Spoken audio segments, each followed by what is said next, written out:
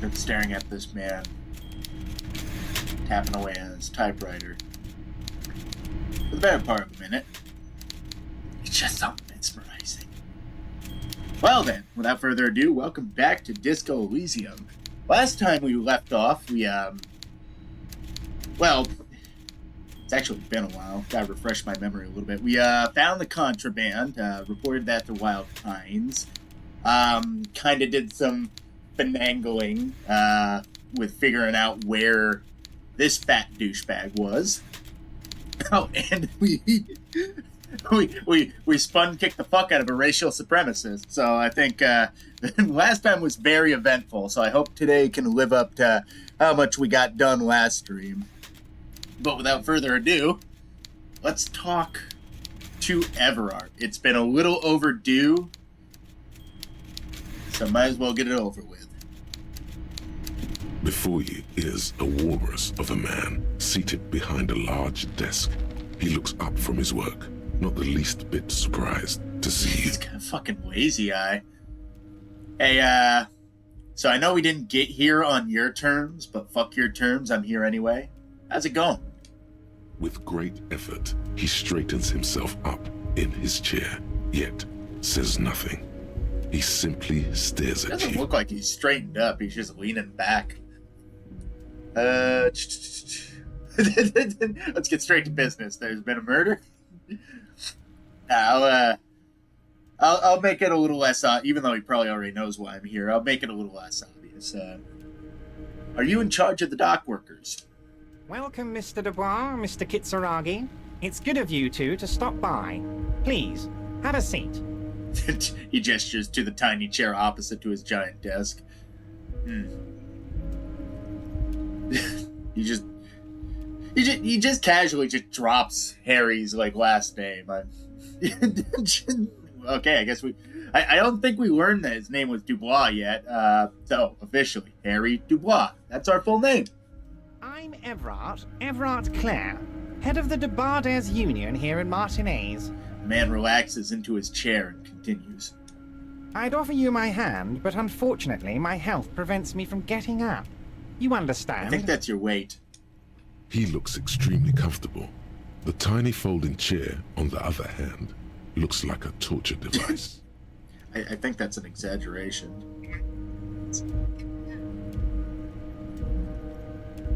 Just want to make sure that...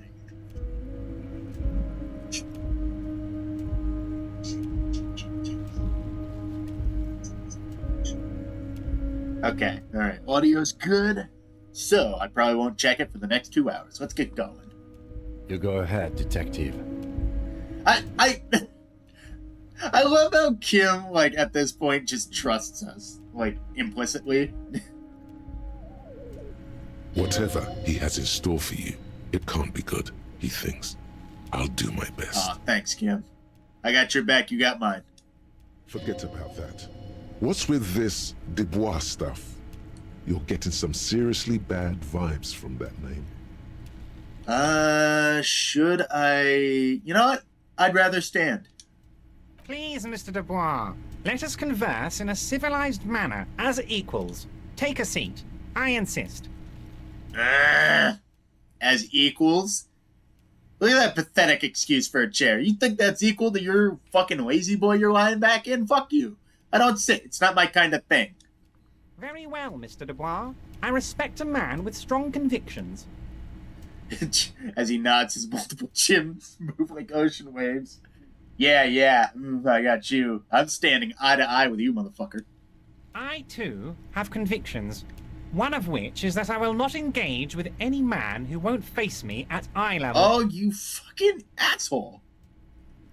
I am facing you at eye level. Should you find yourself more amenable in the future, I'd gladly resume our conversation. But until then, I'm afraid I must ask you to leave. Oh, you asshole. You're no Titan affiliation, buddy. He's got you in a fork. Sit down or leave.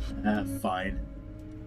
Excellent, Mr. Dubois. I can see that you're a reasonable man, and reasonable men can be of great use to one another. I don't like this guy. He already trips me the fuck out. I'm just getting seriously fucking bad vibes from him. Real hanky.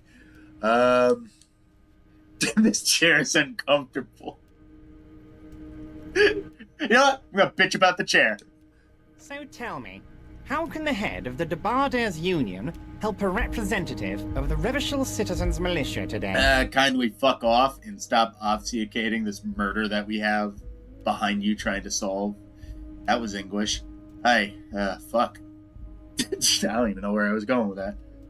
The chair you're sitting on has got to be the most uncomfortable chair in the world. It's violating your backside. I'm getting my fucking asshole obliterated by a jagged chair.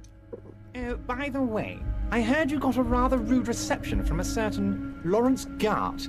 Some people have no manners, it pains me to say. Okay, now I know you're full of shit, because if you know what I know, I made Gart's life a living hell. Don't you even try and take that point of view. This should take care of that nonsense. It just puts to a giant novelty check on his desk. It's absolutely comically huge. Bribery, okay. It should be sufficient to cover your expenses for a few days and patch over your differences with a cafeteria manager. Go ahead, take it. I will not. Wow, that's 25 real. That's good money. I am not taking the comically large check. I'll start with this. You know Gart?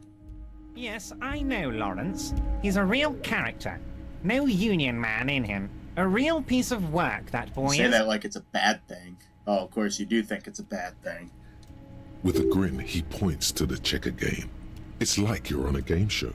At least don't thank him for it. You can take that comically large check and shove it up your ass.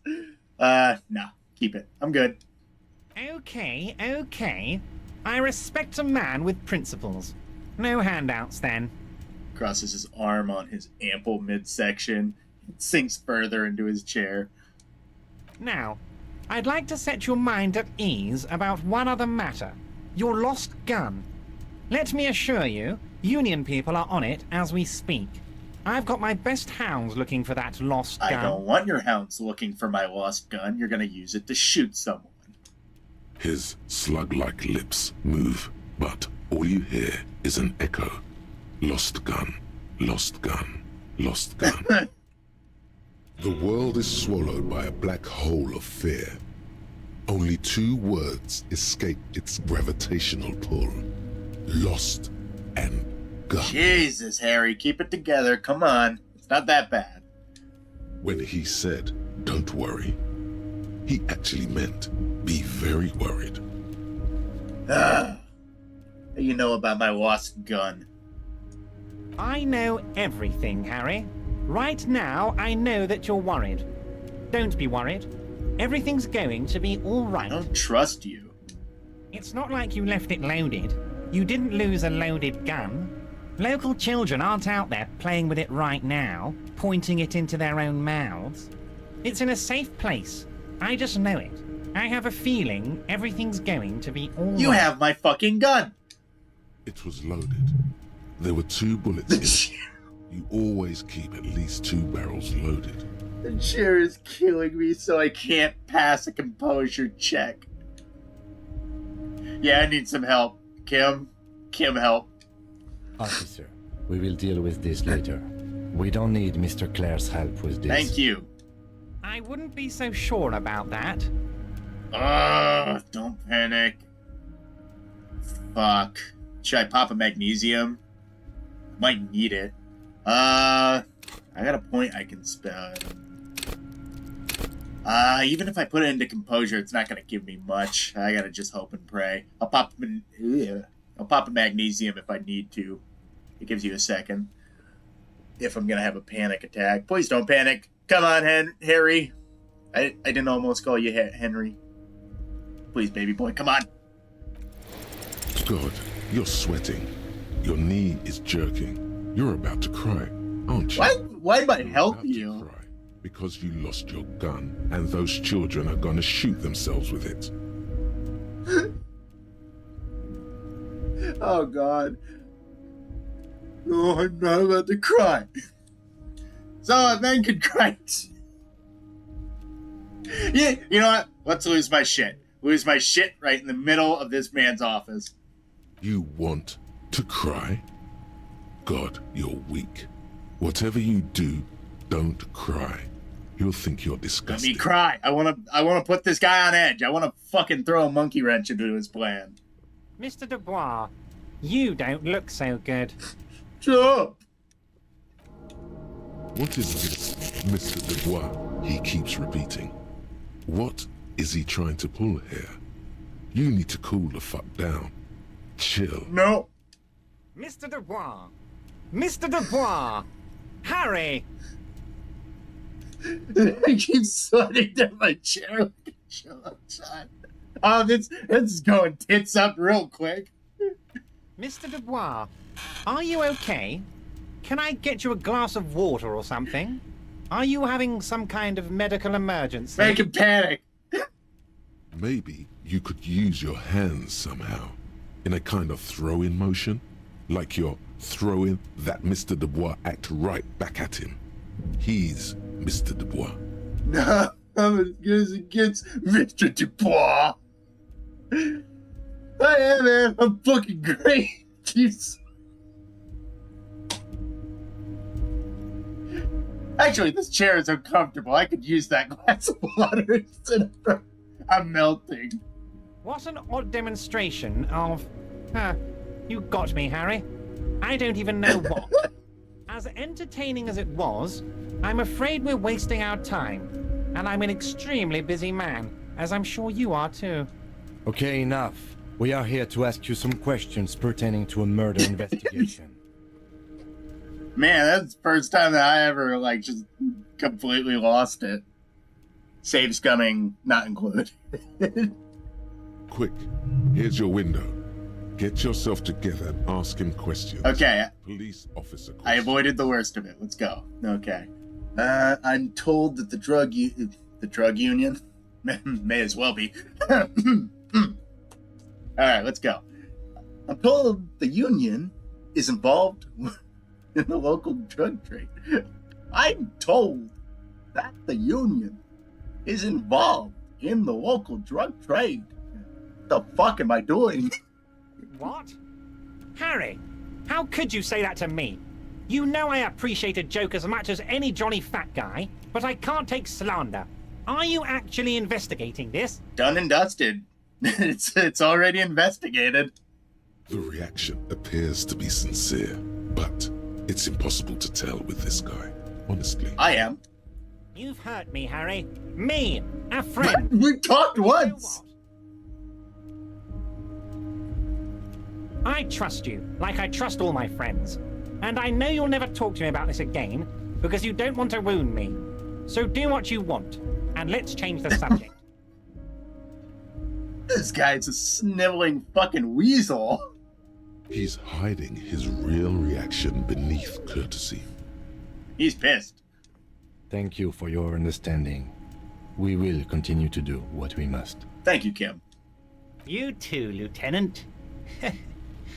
You know, I like you, but you never were my favorite. I'm a Harry guy.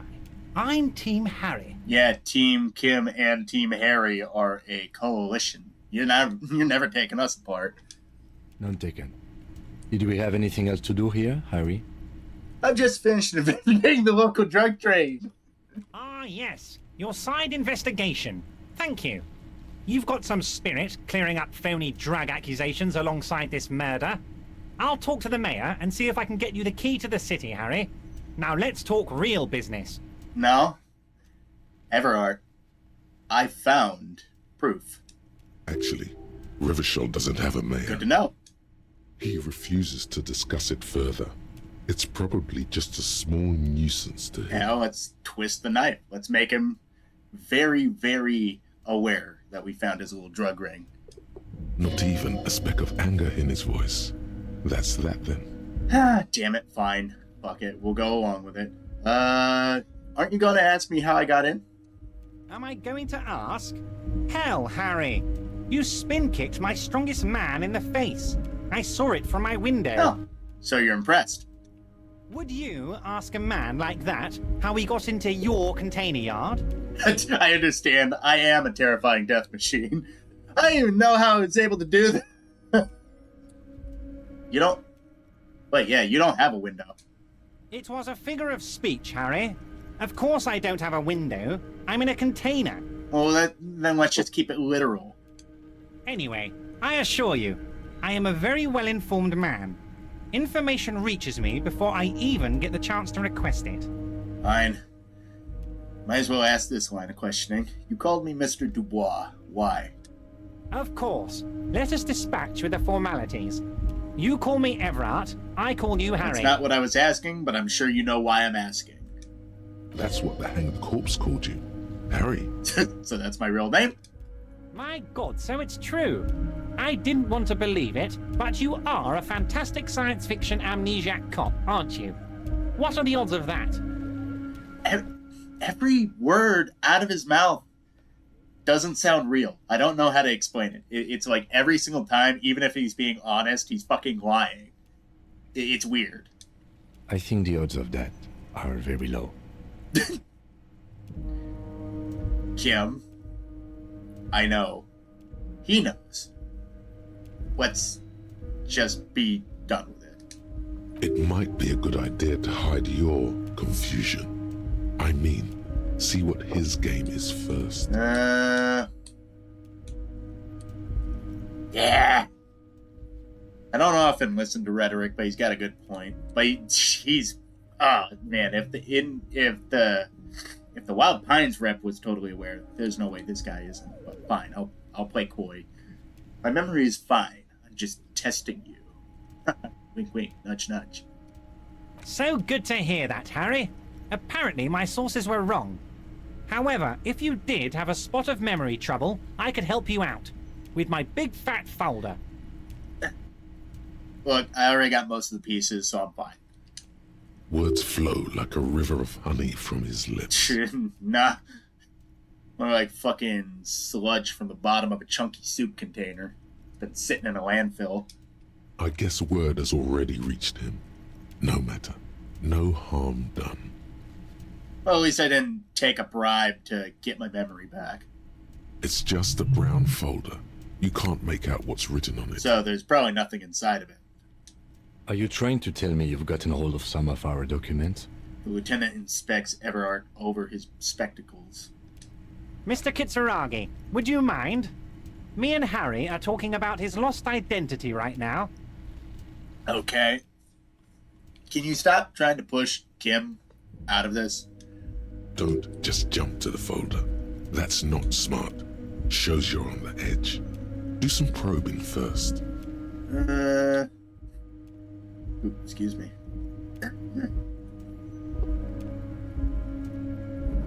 My nose is jacked up. Forgive me for what you're about to hear, but I gotta get this done and dusted.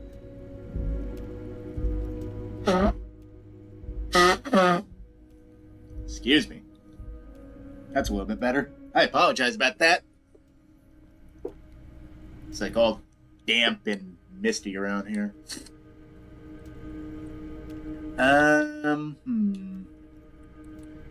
Got a pretty good check already, though.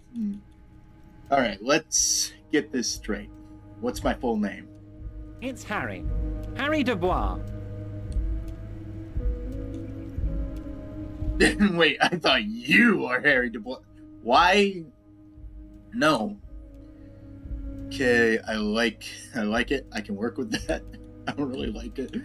No, I like it. I can work with that. And I can work with you, Harry. Now, what else can I do for you? Read shipping folders before. Oh, is that why the check is so high? Like, other than having 5 in drama. Do you know anything about my... Oh. That might turn into a negative modifier. Well, fuck it. Let's go for it. Do you know anything about my family? Do I have a wife or kids? Or... Family? Harry, you're not a family man. There's not one peep of family in here. Unless you think you're a family man. Do you strike yourself as a family man, Harry? I think I do. I think I'd be a wonderful father. Yeah, right. You're right. I don't.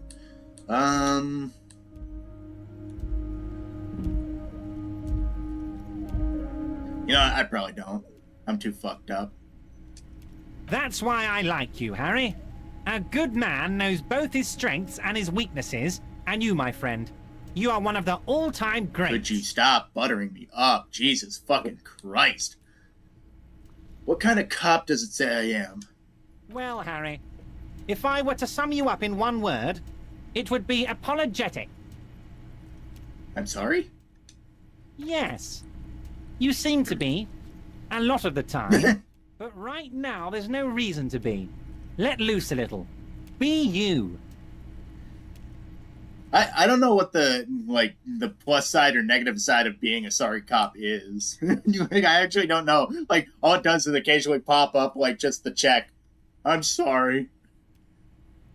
Alright, where did you get that folder? Ah, this? My friends in your organization gave it to me, Harry. Your friends in my organization. Great. This translates into, haha, you guys are so corrupt. Thank you, Rhetoric. I already figured. I find that very suspicious. May I have a look? Kim, do you really think he's gonna let you? I'm afraid this is meant for union eyes only, Mr. Kitsuragi. I'm sure you understand. Please continue, Harry. Damn, that's a really high check now. Thank you, Kim, for being suspicious. Alright. Let's have another look at that folder. Everyone's yeah. large hands are covering the folder, but the look on his Wait, face says, what? I know everything about you, Harry. Oh! I got snake eyes! What? I've got nothing to hide. Oh, Harry. Oh, wow. This is really something. Shit, 92% and I still failed the check. Fuck. It looked like it let me see back on the screen because it looked like it flashed. No, it flashed orange. I failed the check. Fuck. Fuck, even with 92? I'm sure it's not that bad. At worst, he has an old RCM folder, and I very much doubt even that. Kim? He's got me. He's got me pegged. He knows me. It's a good thing that I don't know myself. So how about it, Harry? You need assistance, I presume? Shit. Fuck. God damn. Fuck! God! 92% and I still fucking failed the check. I'm pissed. Fuck it, we'll stick with it. Let's talk of other matters for a moment. Of course, Harry, of course. Let's not linger on personal details and amnesia. You wanted something from me. Alright, let's stop talking about me since we got, like, probably 2 hours before I have to call it in. I want to talk about the hanging. Oh, of course. That's your main thing here. That's why you're in Martinez. I know everything that goes on around here, and I would love to discuss it with you. I mean, it's no secret that the lynching is connected to the strike. So much to talk about. Honestly, it's been weighing on me so heavily. I understand you need to interview me. I sense that there's a but. But there's a thing that's been keeping me up at night. I want to talk about the hanging. I mean, if we could just calmly talk, exchange information, we could blow this thing wide open. Uh-huh. Yes, that sounds good. Let's do that. But I can't think straight with this thing weighing on me. You're police officers, aren't you? I have a crazy idea. You guys are basically door-opening machines. Incredibly talented at opening doors. You've heard wrong, Everard. We're not. Kim, is that true? Are we door-opening machines? Yeah, let's defer to Kim. I'm not sure I understand. If you're asking us to break down someone's door, it's not going to happen. Yeah. Come now. I just need you to go open a little door for me and leave it unlocked. A simple thing. Absolutely nothing shady about it. I don't believe you. An excellent opportunity presents itself, sire. You could win the trust of the arch-liar, pretend to play into his hand. Then, should you wish, bend his efforts towards your own. I don't want to work for him. Whose door is it? Oh, no one's. It's just a weasel. A weasel lives there. Nothing for you to worry about. Basically, you're going to have me open a door and you're going to, like, walk people inside a building and shoot them, aren't you? Why don't you just go and open it yourself? Harry, I'm a very busy man, and more importantly, I don't have that extraordinary physique you do. You look like you could run around all day. Stop. Actually...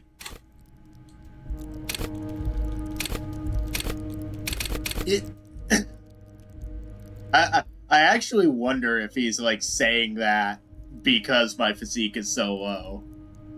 I'm actually curious if he just did, like, a quick spot check on my, statistics and saw my physique was shit. It was like, yes, you have the greatest physique, Harry. I think you could jump over six walls in one single bound. I know it seems mundane, but it's what you can do. You want to send someone a message that the police are working for you. Yeah, that's probably it.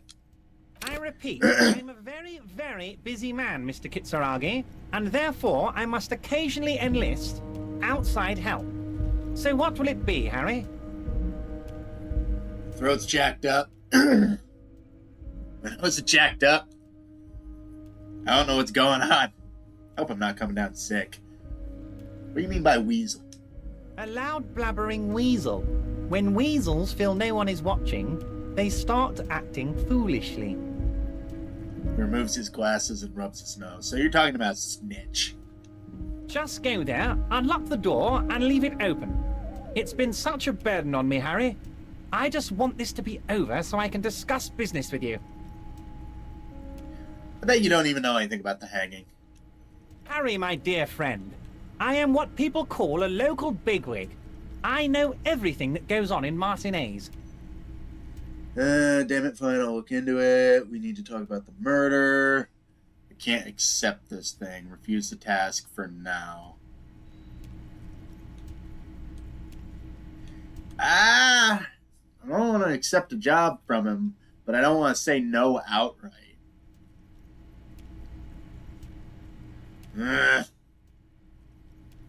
Shit.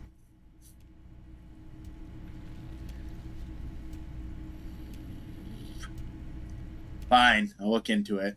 Kim, interrupt if you need to stop me, please. Fantastic, my friend. Just let me know when it's done and we can take our friendship to the next level. You can get the key from Manana. He's down by the gates. Manana's like a free agent in the Union. Special operations. Hardened socialist. A real free thinker, too. He'll tell you precisely where the door is. One last thing, Harry. He smiles, obviously satisfied with how well planned it how excuse me. Obviously peanut butter, peanut butter, peanut butter, peanut butter. Fucking focus. Obviously satisfied with how well he planned it all out. Right. Just open the door. You don't need to go in or anything. I just want that weasel to come home and see the unlocked door. Okay, we're gonna snoop around a little bit. I wanted to go over a couple things about me. Let's talk about Lost Gun. I'm looking into your shady brew. I bet Joyce. While I still got him here, might as well talk about a few more things. Let's talk about my lost gun. Yes, your lost gun. My best men are on it. They're turning every stone, searching every playground, asking kids, grandmas, everyone. What about grandpas? Your gun will be found, Harry. Let me assure you of that. It's just a matter of time and effort. Why'd you wink? The only way to find it seems to be working with him. He might even be holding your gun hostage. Hold on. Could he really hold my gun hostage? Who knows? Only one thing is certain. If you work with him, you're going to get it back. And working with him might be the only way to do it. Shit. So he does have my gun. Fuck. Wait, the gun may have been bought from Roy's pawn shop. Have your men factored that in? Yes. Thank you for the hot tip regarding your lost gun, Harry. My men have indeed factored in that you pawned it. Never mind. Now please, let the professionals do their job. Kick back, Harry, relax. I have great guys on this. You focus on what's important. Building our relationship for the good of Martinez. It did not come as a surprise to him. He might actually not be bullshitting. You think, Inland? Thank you. I will not be... I will not be blackmailed with this gun business. Harry, I was only trying to be tactful. A lost gun is a dangerous thing. I can't have it around in my neighborhood. Kids could be playing gun roulette with it as we speak. Teenage gangs could be arming themselves. Get a hold of yourself, Harry. I know it's got 2 barrels, but playing Russian roulette with a cartridge gun that's gonna go off no matter what, that's kinda real fucking stupid. I assure you, we are working on locating the missing sidearm as well. Thank you, Kim. The lieutenant is concerned about the lost gun and feels that the fact you haven't prioritized looking for it is unfortunate, if inevitable, and doesn't put the RCM in a good light. Kim, it's a needle in the haystack, and I think the murder is a little bit more important. Excellent, Mr. Kitsuragi. That's excellent news. Looks like we have a friendly gun-finding competition on our hands. I'm looking into your shady brew. I don't know what that means, Harry. Shady brew? There are so many moving parts in my operation, I can't keep track of them all. You guys can't see it, but I'm pointing my finger at him. You know what? Don't even tell me. Whatever it is, do it. Surprise me. Just one thing. If you can, make it even shadier. What? He sincerely has no idea what you were talking about, and he doesn't care either. Well, I'm glad we're on the same page. I met Joyce, the company representative. Oh, that's very nice. I haven't gotten around to her yet. I'm very, very busy, you see. I hope you're getting along. One thing I want to make very clear, Harry, is that this is not some kind of union versus corporation situation. Everyone is just pals here. I don't believe you. I keep saying that, but I don't fucking believe you. Just pals. Really. We're all trying to do what's best for Martinez. Don't feel like you can't cooperate with her because you and I are such good friends and I'm helping you find your lost gun. I'm not a jealous guy. I don't like how you paused. Well, what happened to the previous negotiator, Mr. Gamon? What do you mean, Harry? Nothing. I let him go. He made concessions for the company in previous negotiations. Why would you let an ally like that go? He's an old man, Harry. I wanted him to spend more time with his family. God knows how long he's got left. You called him a midget. Harry, I have little people in my organization. I would never call someone a midget. What is this? No, I totally wouldn't use a derogatory term towards somebody who's only 3 feet fucking tall. Manlet. Honestly, I'm beginning to think you're a midget, Harry. I'm only kidding, Harry. You're not a midget. No one is. We're pals. What an asshole. I want this guy. Oh, jeez. Joyce said the previous union leader vanished under suspicious circumstances. Vanished? Harry, the woman left her casserole in the oven and couldn't make it here in time for the voting. What? Oh, did I leave my casserole on? Better go home and check. The election can wait. When she got back, the whole thing was over. Wait, there was no mention of a casserole from Joyce. That's the thing we're sticking on? Okay. Funny, Joyce didn't mention any casserole. Harry. Do not fixate on this little matter. Maybe it was a rabbit stew, or a hairdryer, or an iron. The point is, her heart wasn't in it. Mine was. Jesus. This particular brand of humor he has It makes for a fine distraction. I don't think so. I think it just makes him seem more sinister. If it's spilled blood you're looking for, then there certainly isn't any in his expression or demeanor. Yeah, because he doesn't give a shit. Murk somebody. Alright. Everard, Joyce seems to think that the Union is lowballing her. Yes, yes. Low-balling, of course. This isn't a casino, Harry. Real people, real livelihoods are at stake here. But everything's a casino for those rich types. His expression makes it clear. This is childish and irresponsible behavior. Okay. Why haven't you let her in to see you? If she actually wants to see me, she will find a way. Any good negotiator would. And I just don't have anything to discuss with a bad negotiator. You're literally forcing her into a situation where she has to negotiate with you, but you don't want to open the front fucking door. You got the giant fucking skinhead sitting outside, waiting for somebody to possibly come up and hook him in the jaw and spin kick him to unconsciousness. You really think she would go through all that? He doesn't want to see her. It's as simple as Yes, Volition, thank you. Okay, fine, let's talk about something else. Of course, Harry. Let me just assure you one more time. It's perfectly okay to share anything we discuss here with this Joyce. This is a completely transparent organization. I have no interest in what she is doing, but I myself have nothing to hide. Your business is your business, and I respect your privacy. Just remember, none of this is secret. Okay, good, you have us recorded, fine. Record this. Tell her about all of it. My brother's picture, my singing swordfish clock. Tell her how overweight I am and how I'm helping you find your lost gun. Tell her about everything. Everard doesn't mind. Sure you do. It is rather interesting to tell people things about each other, isn't it? It was nice telling him about her right now. Thanks, conceptualization. Weird takeaway, but okay. Not gonna let this one go. Okay, fine. What's in the container outside the office? My dear Harry, there are literally millions of containers in this harbor.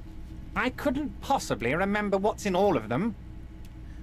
There's something special about it. It was attached to the Svalson crane? Sval? I don't know. That one.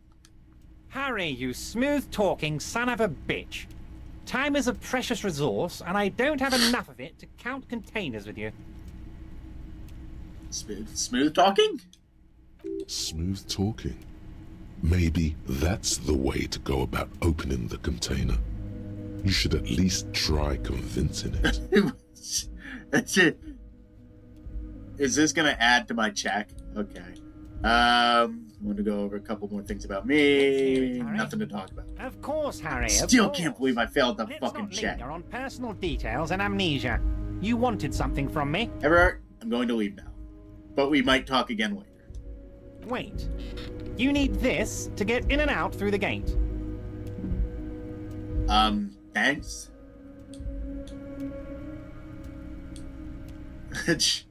I was wondering how I'm supposed to get out. Here, you're one of us now. A real red and white Union man. Take care, Harry. Oh, motherfucker! He made me a card-carrying fucking commie. God damn it! You slick fucking son of a bitch! Is that gonna come back and bite me somehow? Hey. Harry, I'm pointing the stick down.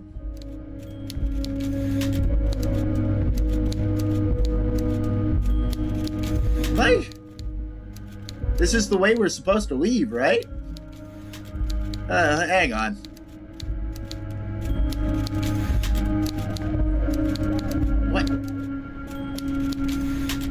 What am I stuck on? Let me leave. Can I not go that way? That's the way I came in. I can see the exit.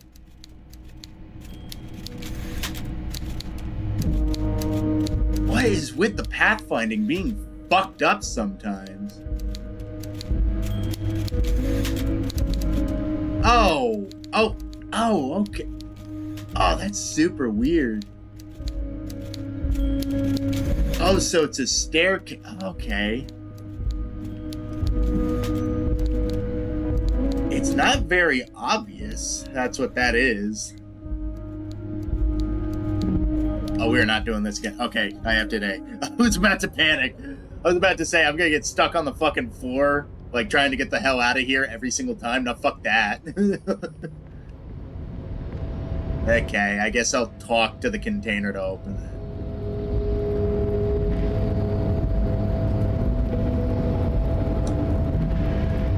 You're back before the cargo container. Its draw has not lessened since you were last here. If any... It's rhetoric, right? That's the one I need to spec into. I don't know why I'm putting a point into rhetoric just to open this damn before thing. the cargo container. But, like, even though it's probably unimportant, I want to get inside. You're back before the cargo container. Its draw has not lessened let's go. since you were last. Woo! Despite the dirt that surrounds and trails you, a beacon of light emerges from deep within you. Hello? Is there anybody in there? The door stands silent. Satisfied, detective? It's a wry smile across Lieutenant's face. Try again. There's someone in there. I'd like to talk to you. Just like that, you hear a click, then a rattle. Some mechanism unlocks itself inside the door. Ahoy! Come on in! Mega rich light bending guy. What? What the fuck is this? You can't be serious. Smile disappears. Yeah, take that, Kim. Alright, fuck it. Okay. Mega rich light bending guy. Why not?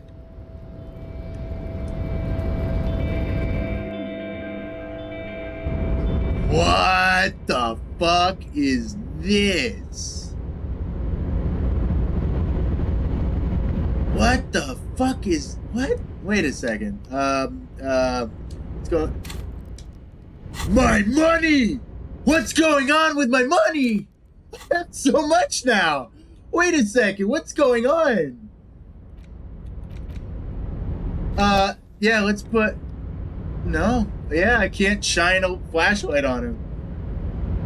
The closer I get, the more money I have. What the fuck? Hang on.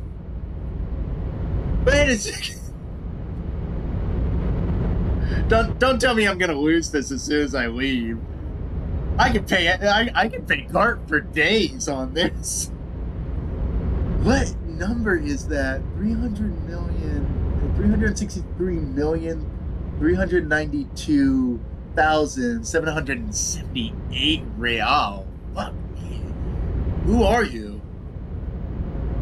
The man stands at the far end of the shipping container. It's hard to say anything more about him. You cannot make out any of his details, but you do feel the overwhelming presence of capital. Yeah, I'll bet. Oh, the number dropped. Damn it. So that means if I do leave here, I'm going to lose all the cash that I just accumulated. Fuck. Shit. God damn it. Maybe if I ask him to let me keep some, he'll let me keep some. Because that'll take a big load off my back if I don't have to worry about money anymore. Something's amiss. The light beams bend around his face and scatter in 1,000 directions. It seems the laws of physics do not apply here. They are suspended, distorted, and echo. Yeah, I didn't mean to double tap it. I guess if I only squint at him, that's not bad. The feeling causes all the hairs on your body to stand at attention like soldiers preparing for review. Trying to visualize the physics at play is liable to give you an aneurysm. Don't think about it too hard. What if I want to? In the general stillness, only your tongue moves, flickering as you utter. Hello. Welcome. Come in. Make yourself at home. Sorry, I'm not better able to receive you. I wasn't expecting visitors today. What is your accent? Eastern European Irish? You can't hear him exactly, yet you're able to understand every word he says. It is very strange. An overwhelming hum covers everything. Voice doesn't escape from him. So he's just talking through me. Now, what can I do for you, gentlemen? What you can see of his body appears composed in a sharp summer suit and yacht shoes. Who are you? Who am I? Oh, I haven't been asked that question for such a long time. I don't meet a lot of people outside my circle these days.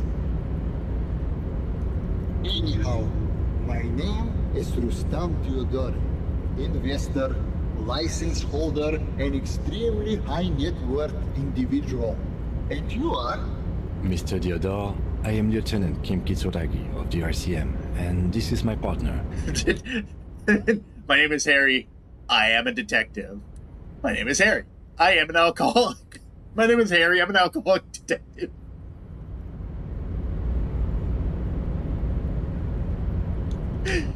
Ah, shit. That bottom one's too good to pass up, but let's keep it serious. I'm a detective. My name is Harry. Pleasure to meet you, Harry. Public service is a noble cause. How did you become so rich? Oh Lord, not this again. What's the matter, Kim? Oh, nothing. It's just that we've got this murder to solve, and yet you go around asking everyone about money. And every time I ask, are you sure this is related to the case, you say, sure, Kim, I think it is. Kim, I am very poor.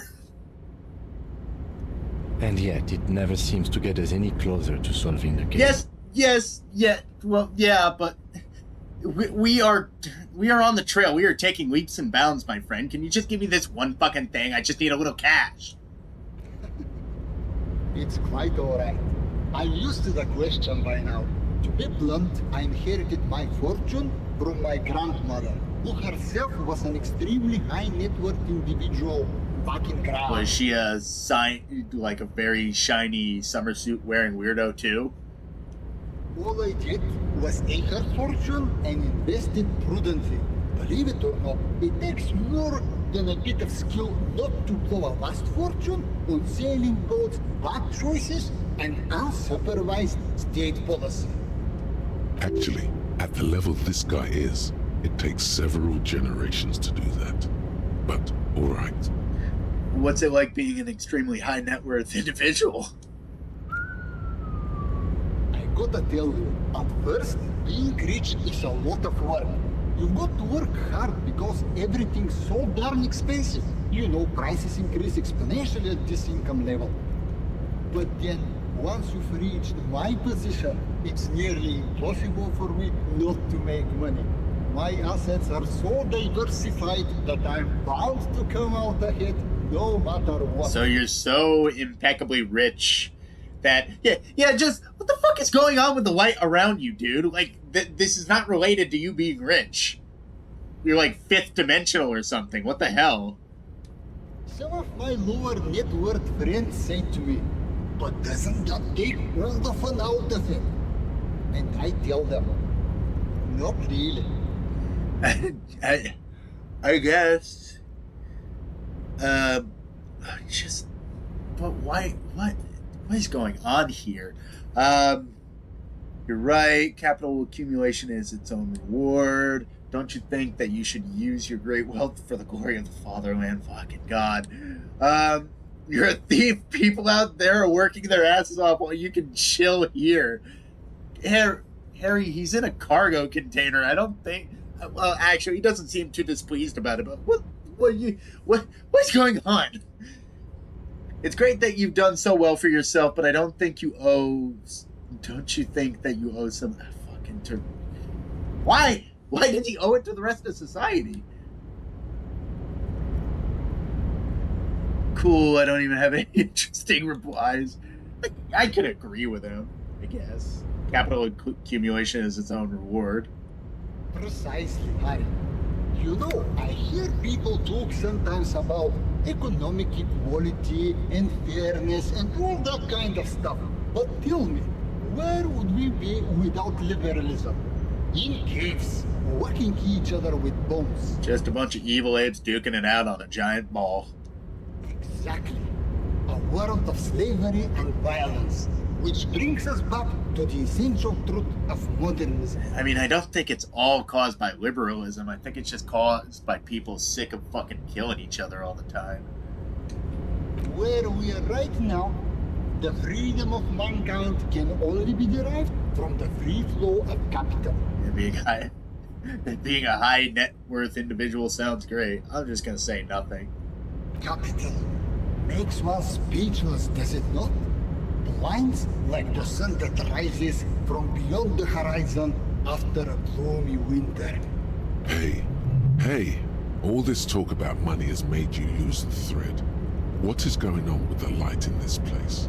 That's what you need to answer. Thank you, Perception. There's something strange about you. What do you mean? His essence seems to signify actual surprise. Well, I don't know how to put it. You look somehow a little different. Are you talking about my chin? No, I mean, I can't even see you. It's as if something is happening to the light. Oh, that's what you mean. Yes, I've heard of this effect, though I've never witnessed it myself, of course. It has something to do with our Weiss-Wiesmann coefficient. Weiss-Wiesmann? What? Have you ever looked in a mirror, dude? What? The Weiss-Wiesmann coefficient is a ratio designed to reflect the difference in net worth between individuals. When the coefficient is close to 1, or 100%, it means one person possesses all the net worth. Among that group of individuals, it's been observed that when the Weiss-Wiesmann coefficient reaches about 0.96 or so, the laws of physics begin to bend around the high net worth individual.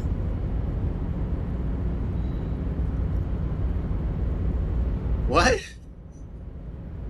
Wait. So you can just get rich enough to the point where you, like, I was joking about the fifth dimensional being thing, but if you become a billionaire in this universe, all of a sudden, like light and matter doesn't matter to you anymore. Okay. Are you telling? Yeah. Wait. Oh, this is... Okay, I can just ask Encyclopedia. Okay, so what is our coefficient? The Weiss-Wiesmann coefficient for you and this individual appears to be 0.9998, repeating. 9998. So it's just... He's a feedback loop of capital. Okay. Okay. All right. Fine. I can dig it. That's not good for you. How's it not good? So, okay, fine. Are you telling me that you are so rich that light literally bends around your face? Among other things. But calm down. I am but a lowly single-digit billionaire. Really? No, not really. There are actually quite many digits. Kim, are you seeing this weird stuff? I see nothing of the sort. To be frank, all I see is a gentleman who's unusually well dressed for Martinez, in a cargo container, which I admit is odd. Kim doesn't see this. Kim doesn't see this? Kim doesn't see this. So wait, I'm the only one who can see this fucking weird, funky, psychedelic bullshit? Wait, what is going on? Yes, I imagine that does look strange to you. My container. What? So this is this just Harry being an unreliable narrator? Wait, now I'm even more confused. What are you doing in this container? By the way, let me Shit! ask you a question. Where are we exactly? You don't know? Wait, let's go back a little bit. Traveling, this is a great way to get around. It's fun and safe and gives me lots of time to think. So we're in Martinez. In the very, very early days of colonizing this archipelago, the kingdom of Surens, a precursor of a modern Sur-le-Clay, used to own the city of Revachol, an obscure detail in the bigger picture, but still worth dropping. Fine. We're in Revachol, formerly a colony of the kingdoms of Surinese. A fellow history buff. I myself am currently reading up on Franco-Nigerian era trains. Very interesting stuff. Okay. It's a shame I can't get out and explore myself. One of the downsides of being an extremely high net worth individual is that mobs of low net worth individuals are constantly banding together to ask for money. Okay. This is just this is. I am so taken aback. I don't even. My brain hurts. Wait, why don't you help them? You've got so much money, it can't make a difference for you. There simply aren't enough hours a day to hand out all the handouts. It's like feeding seagulls. There are always more, and they never seem to do anything interesting with it, except more seagulls. Okay. Spending money is a matter of desire. I'm sure you agree. I don't have the desire for spending it like that. So you're just gonna accumulate it until, like, I don't know, you reach some point where you're finished? Oh, man. Like, sure, I don't agree that rich people have an obligation to just pass their money around, because at the end of the day, like they earn that money through the business ventures that they put forth. But it's like the one problem I always have, like, when talking about, like, rich people in general, is just when they, like they accumulate all that wealth, and then they just kind of sit on it. They don't do any philanthropy. They don't do any, like, actual, like, outreach programs or anything. I'm not talking, like, donating to charity, because all charities are basically fucking scams these days. They just funnel your money through as tax-free donations, and then where does that money get funneled to? Back into your bank account. It's glorified money laundering at this point. But, I don't, like, imagine if we had this shit. Like, it's actually, like, severely dangerous if this person accumulates, excuse me, like, close to 100% of wealth. Which I guess, like, he could never feasibly get there, because somebody's always going to own, like, a chunk of the pie to themselves. But, like, just the fact that he's like this after accumulating such a majority of it is kind of bizarre. So you travel from place to place via a shipping container. Smart, you know? It also provides a means to hide from all the targeted advertising we extremely high net worth individuals are constantly subjected to. Okay.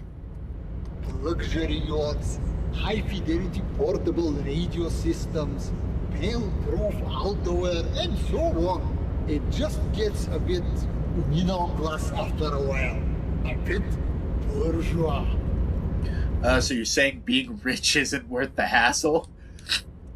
What? No, I did not say that at all. Being rich is great. Just don't tell anyone I told you that.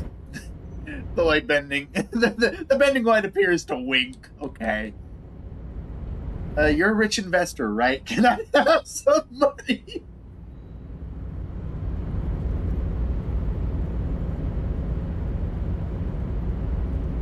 After all we spoke of, after him talking about being, like, so tired of, like, handouts, and after the tongue lashing Kim gave us, I can still fuck it. Can I get some cash? Could you please stop asking people for money? It does not reflect well on the RCM, and to be perfectly frank, we can't afford to look worse than we already do. But Kim, I also can't afford to look any better than I do now. That's why I need money. It's perfectly alright. Based on your appearance, I can tell I'm dealing with a smart man. Thank you. As you may know, us high-net-worth individuals do not have a lot of cash on hand. Investments and liquidity are enemies of one another. I think they only have coins for coffee machines. Okay. Here is 3 real. How much can you get for this?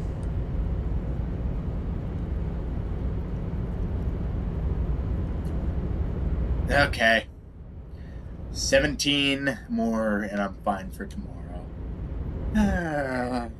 Fuck.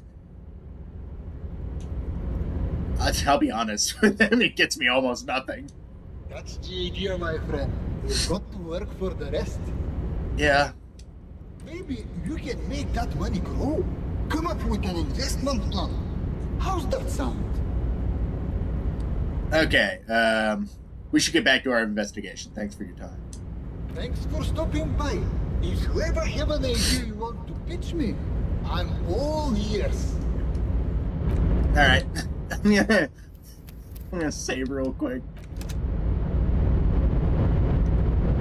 Welcome. I have an investment plan. What can I do for you? Holy shit! Yeah! Password generator. All systems functional. Ready to engage in 3, 2, 1. So hang on. I started this stream and I failed a 92% check. And now, like, all my under 50s, a 42% and a 17%, I passed the fucking problem. In fact, I get 2 back-to-back 6 perfect rolls. And for the 92%, I get snake eyes. Fuck you, game. It's time to disrupt the future. You've got to stay lean, innovative, and focus on what matters most. The children. I can get behind that. You should invest in a youth center. A youth center, huh? What kind of youth center? A place to train buff kids. Place to train. A place to teach them practical skills like teamwork and self-discipline. I like empathy. Come on, tell him what he wants to hear. Want to inspire future leaders of the world of tomorrow to public service. One dedicated to instilling liberal economic values in children from low net worth families. That's what he wants to hear, isn't it?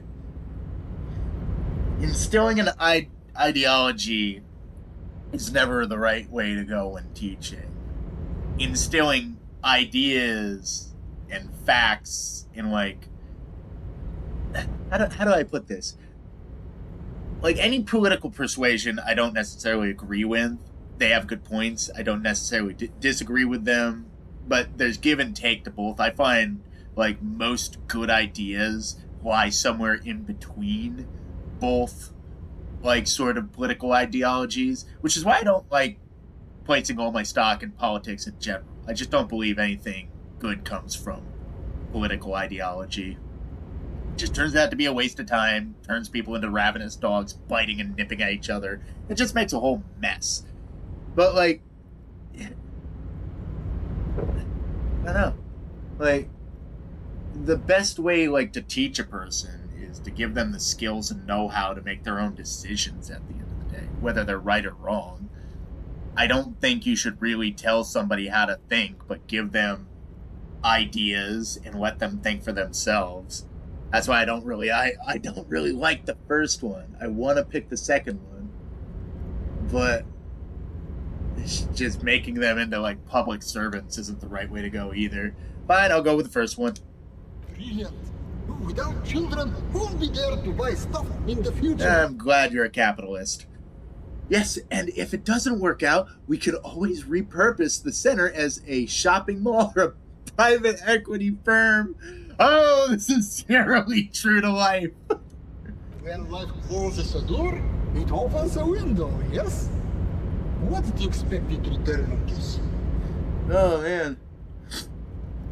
highly educated, work-ready human capital ready to be directed towards any number of your vast interests. With human beings there,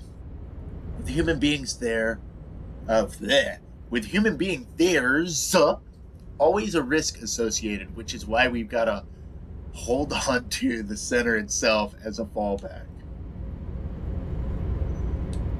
Let's go with the first one. You're deep into ultra-liberal territory now. Good work. Very impressive. You've got a natural eye for unusual investment opportunities. Thank you.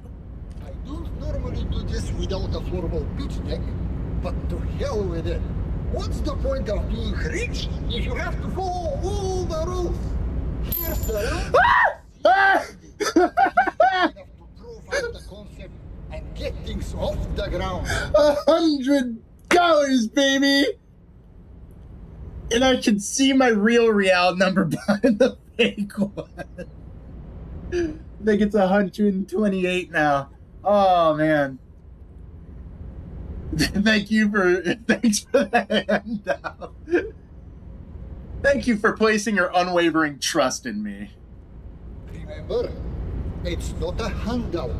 It's an investment. And I expect to see returns. If it becomes a side quest, I'll try to do what you asked of me with the $100 you gave me. But we'll see. But now I got 100 real, baby. That's like including what I had. I got 5 days, baby. 5 fucking days. Actually, 6 days, because it's 20, 40, 60, 80, 100, and then another 20 on top of that. The other 8 is there. So 6 days if I need it. I hope I can get this completed like before then. But man, just knowing I have that safety net is so nice. I can't believe it. And I can't believe it was off the check. I should have fucking failed. It's 17%. Yet I get 6s. 92. Doesn't fucking matter. Snake eyes. I'm still pissed about that. Stands there, dumbfounded. His mouth opens slightly, then closes again. Even Kim's stunned. Is he having a stroke? Oh no! Kim, are you having a stroke?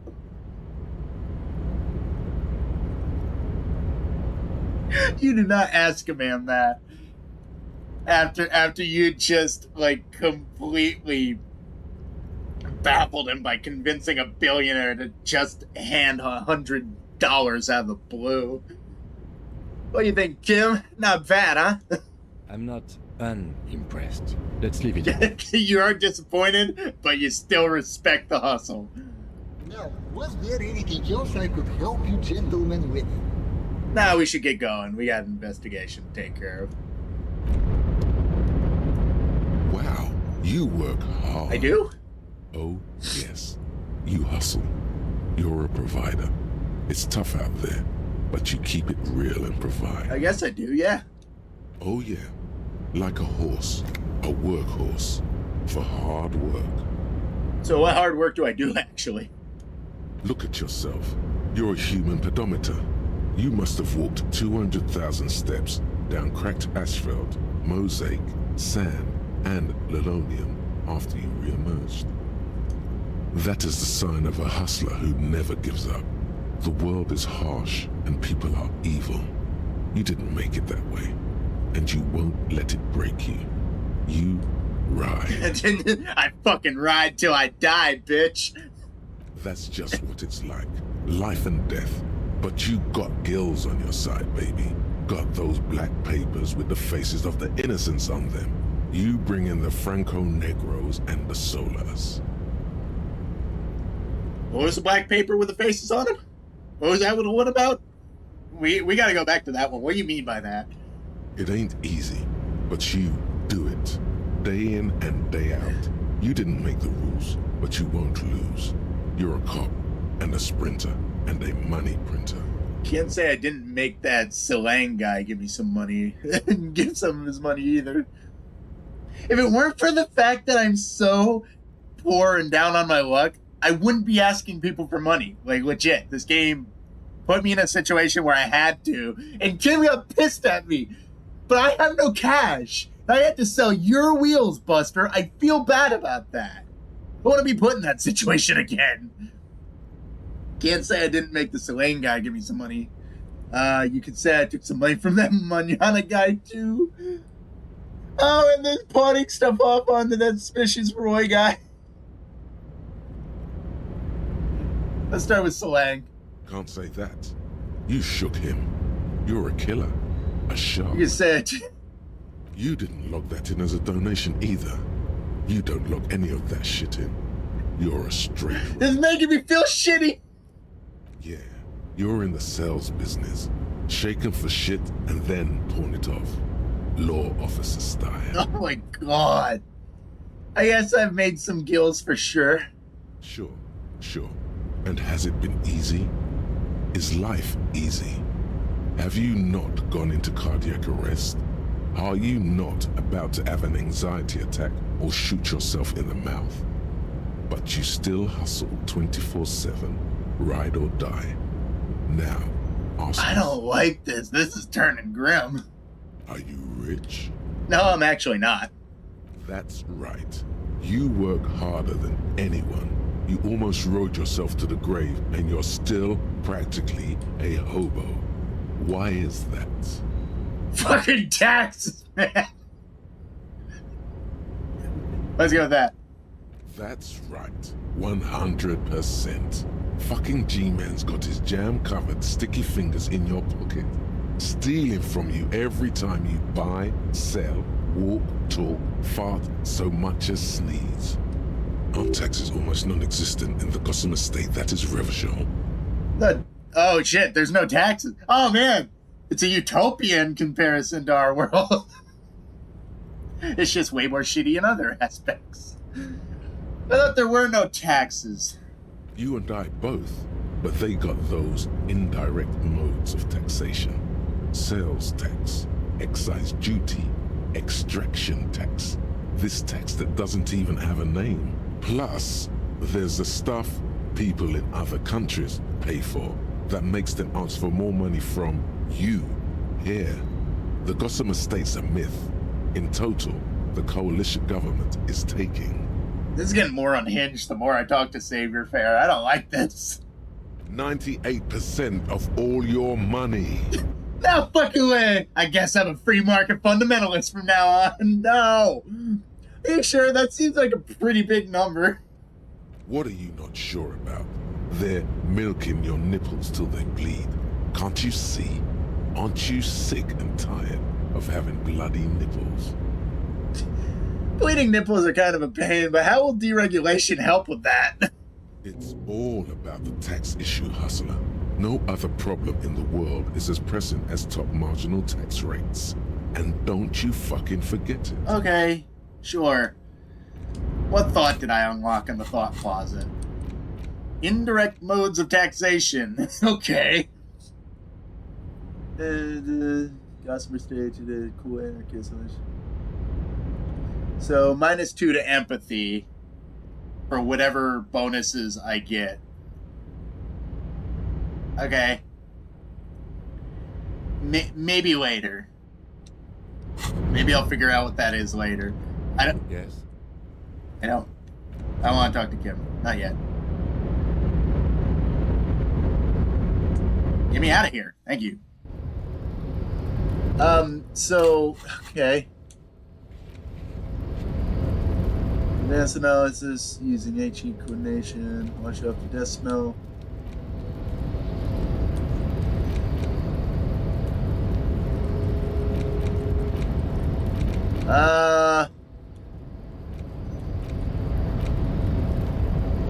Shit. I literally don't know what else to do. I can talk to the cook and then lock it up for the day. I don't think I'm gonna ditch... Because the only way... Because last time, like, I was thinking about possibly getting the boots off that dead guard, but...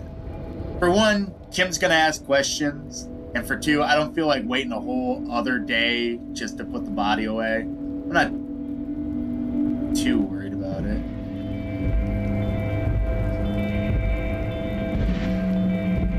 Okay. Think we're good. So I'm pretty much gonna drop off the bottles for the day. Wonder if Measurehead's awake. Ooh.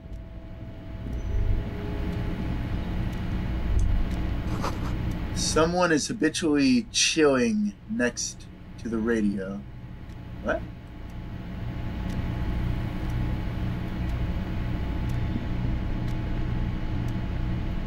Somebody's just taking a load off there? The file cabinet. Nope, I don't need to check that again. So somebody's just hanging out by the call thing, day in, day out, I guess? Ooh, what's going on with the audio? What was that? Was that this? Is that my headset or was that on the game? I know it's a bad idea, but I want to just rub it into his fucking face. Hey, asshole! Do not presume this has drastically altered our race dynamic. I knocked you out like a martial arts god. True. I said nothing about our personal dynamic. That has altered. A little. Yeah. Thank you for respecting me now, asshole.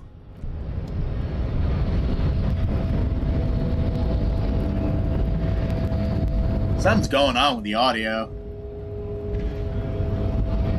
I don't want to talk to Manana yet. Let me down the stairs. Let me go. There we go. Alright, might as well lock it up for the day.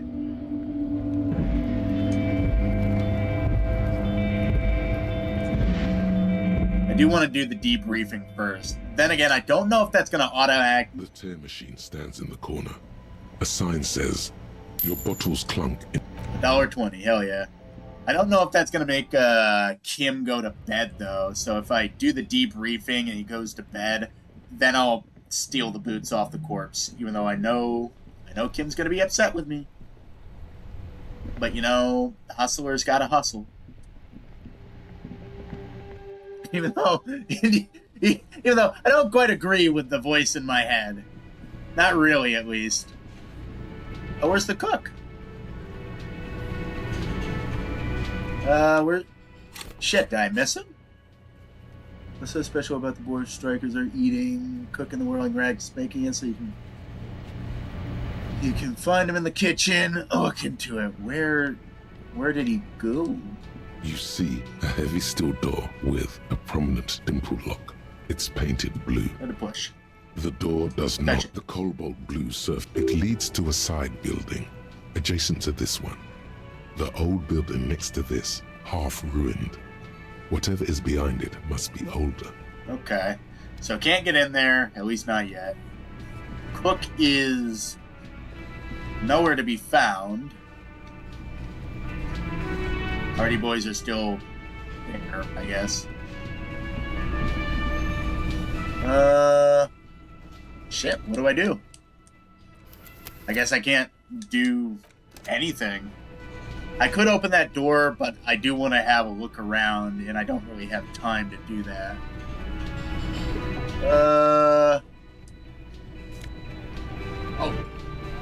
I can just...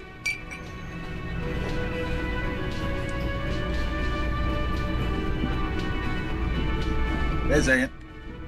Oh, that's the staircase. Is there anything I'm missing around the... Ah! I can talk to Guard again, but that's not going to do anything. They never isn't paying me enough for this. Oh, you think?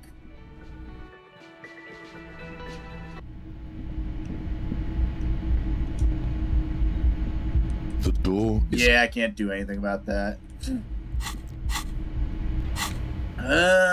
Shit. Da-da-da-da-da-da.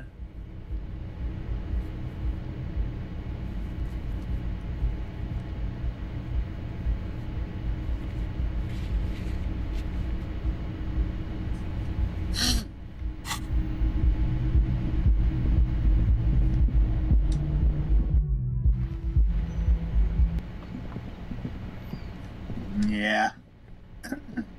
Forgive me for kind of meandering. I just, for the first time in a while, I finally like kind of ran out of like ideas, and the day's almost over. So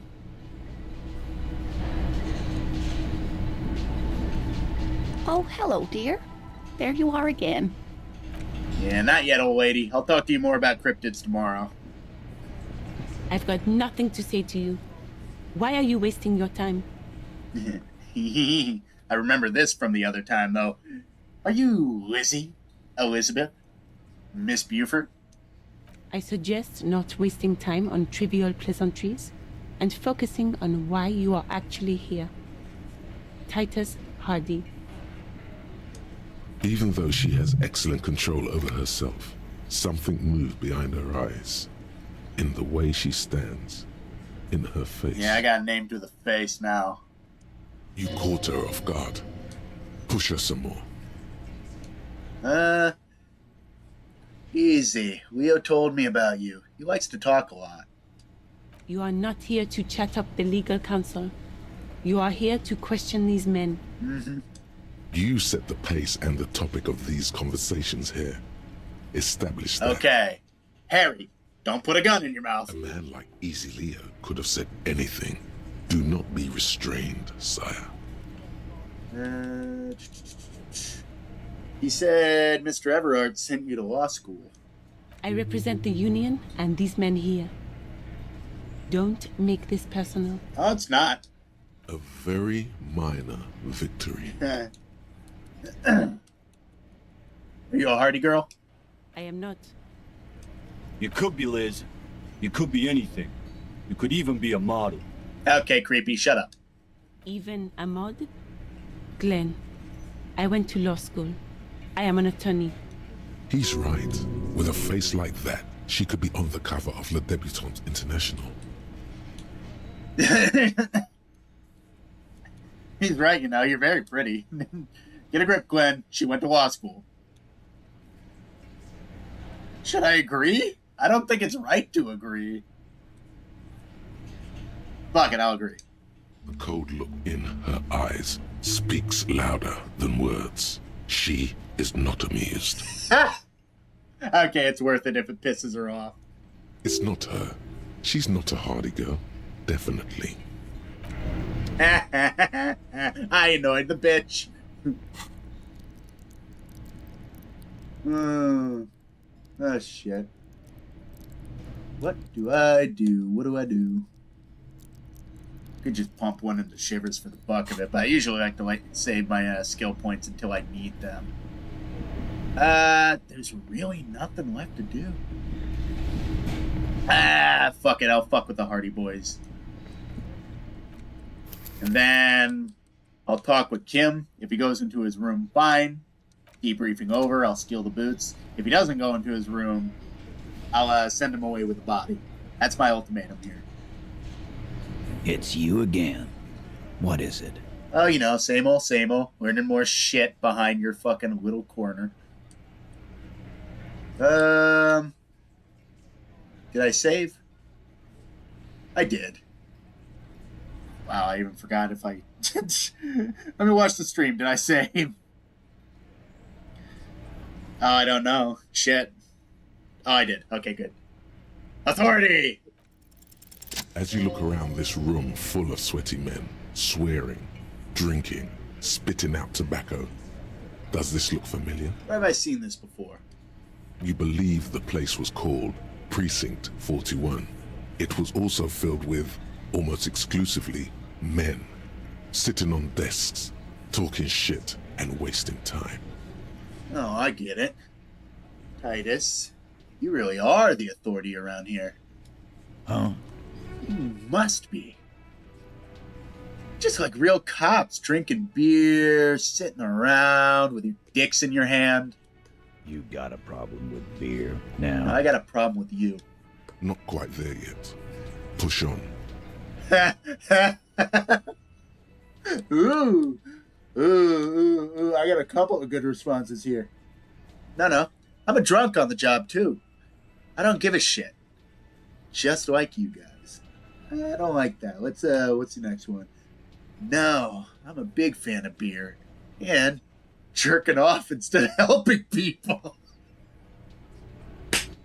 Oh, fuck. That's a good one. I have a beer problem, but not a problem with beer. I also have no idea how to do my job, like you.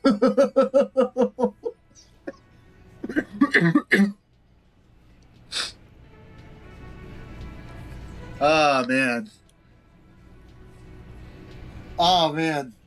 I like how rough number 2 cuts, so I'm gonna go with that. Oh man, that's a fucking dig if I've ever heard one. No, I'm also a big fan of beer, you see.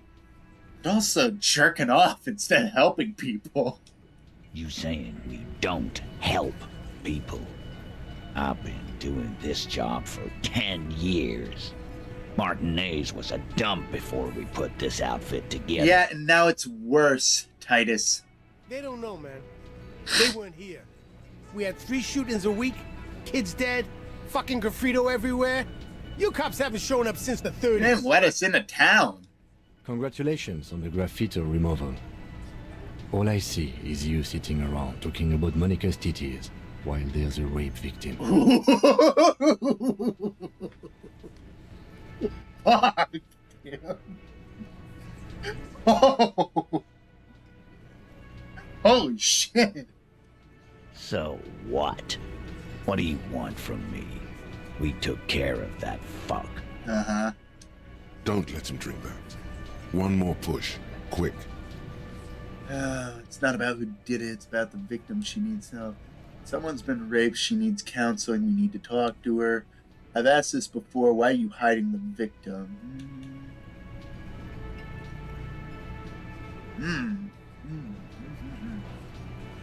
Number 1 feels like a good answer to go with. It's not about who did it. It's about the victim. She needs help. Titus? She stops mid-sentence. That's it. You got him. He's going to give it up, but on his terms. All right, nice. We wiggled it in. We got that. Oh, man, we got the pry bar into the crack. Now we got to wedge it and twist. And it'll pop right open. You want to help her, cop? Fine. I'm gonna let you help her. But you treat her with respect. Oh, boy. I'll treat her with more respect than you probably would. If you don't, if you question her, harass her, a freight train of pain, buddy. Oh, I hope you fucking jump first, asshole. What is her name? Claudia, I'm on due. She's staying here at the Whirling in Rags, a real pretty one. Silvery jumpsuit, blonde. That's Amonju with an O-U. Okay. So, was that the lady that I talked with in the first episode? I think it is, yeah. Shit. The girl. The girl upstairs? That can't be her.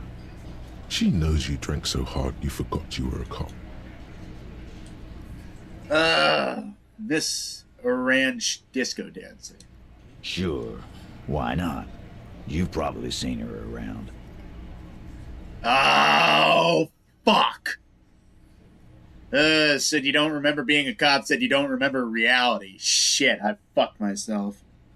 Well, I'm gonna fail this check. Alright, gotta keep my cool. You inexplicably add cool after the victim's name, with your eyes bulging like some wild beast. Your fingers are fidgeting and sweat starts forming on your brow as Titus looks at you. I don't understand what's so cool here. Nothing. We just have a few more questions. Then we'll be on our way. Calm down, Harry. Calm. Normal. Try to forget this little hiccup. So what was her relationship with the mercenary? So the rape, when was that? Scratch my head. What is your relationship with her? I think I know her.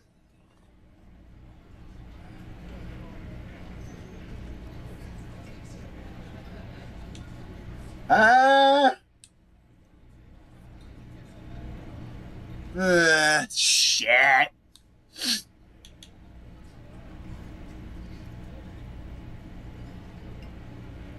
It's not gonna go nicely for me, so let's take the most innocuous of them. What's your relationship with her? I know her. Looks around, and an uncommon silence fills the air. How well do you know her? A small twitch in the corner of Kim's mouth. He has a hunch about what knowing means. So yeah, you did that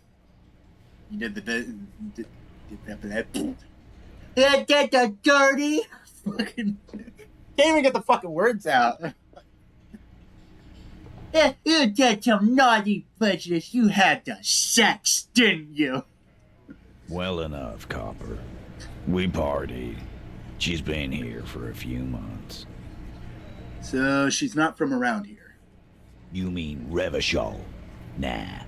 Our Miss Aranye disco dancer is an immigrant or a drifter of some sort. Been staying over here over the winter. This is the most forward you've been all game. Don't you give her any more trouble. She's just had some bad luck, that's all. Shut up, Angie. She doesn't need your help. Damn. Titus gives them both a look. They fall silent. What's with all the silences? It's like these guys don't know how to feel about this. You should keep picking at it. All right, let's keep going on this. I'll ask the other questions later. So you said you partied. Cool, that's cool. But what did you mean? What do you think I meant? Sex, drugs, and karaoke, right? Yes, and no. Got something to say about it? So you're saying the two of you were close? No, we just fucked. That's all. I'm not gonna give you any details if that's what you're after. So put your dick away. He really went out of his way to seem comfortable with this topic. That's all you're gonna get for now. All right, after we question her, we can come back to him with something, probably. He's doing a good job here. A commendable performance of I don't give a shit. So what was her relationship with the mercenary? Other than, what you claim. Relationship? There was no fucking relationship. He raped her. That's their relationship. Something is off here. His anger is possessive. Okay. Was like that karaoke incident all over again. Or like some of the other girls he was harassing. Okay. Okay, enough. All of this is irrelevant to your stated investigation. Okay, so the rape, when was that? He did it before we killed him. He's not gonna do it again. So what does it matter? Okay. It would help if we establish a timeline. All right. 2 weeks, maybe? I don't know. I need another beer. Wait, what? Hold on. 2 weeks ago? The body's been strung up for 8 days now. So what you're saying is 15 days had 14 had to pass before you put him in the tree, and that's when we got here.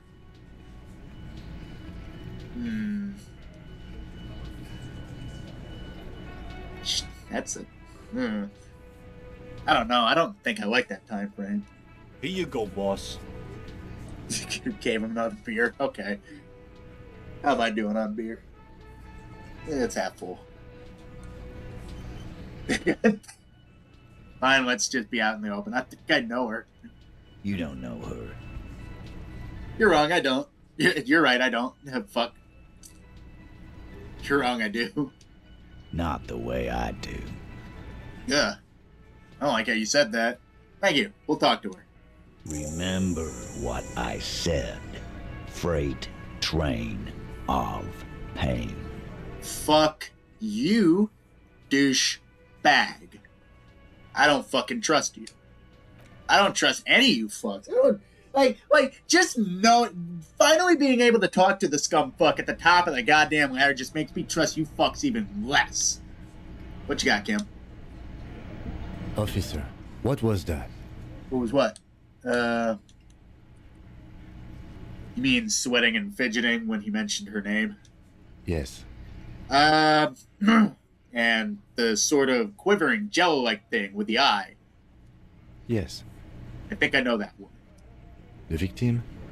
Is there something I should know before we talk to her? I don't fucking know. Whatever you do, don't say the first Did Ripper.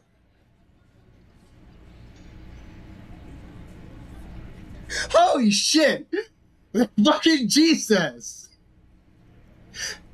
I met her in the hallway after I woke up. She knows I didn't remember being a cop. Okay.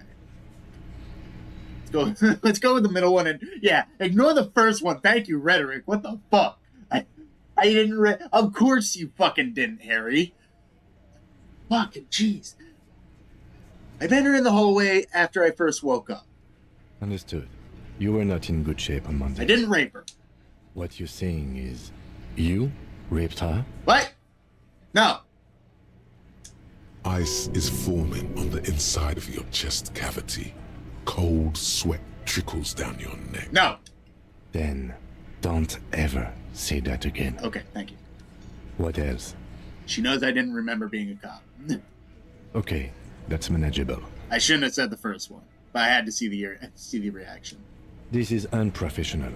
Not sharing information with me is unprofessional. I didn't know she mattered to the I didn't even know it was her. His opinion of you has lowered considerably. Ah! No!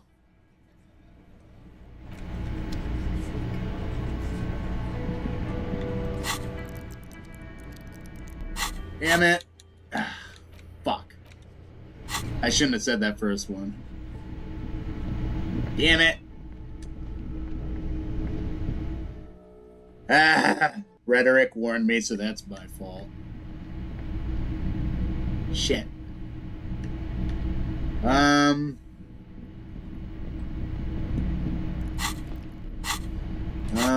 Do I have a debriefing at the end of the day, or do I not?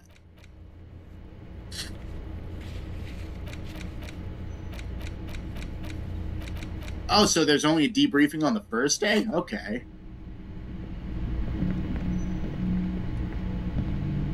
The door is closed. Who is it? Tired. Controlled. This is the police. Can we come in? Come on up. The door is open. I'm drying my hair. Sounds like it's coming from upstairs somewhere. You could snoop around before going up. Okay. Not sure what we're gonna find. Let's put the... Oh, there's bottles. Oh, yeah.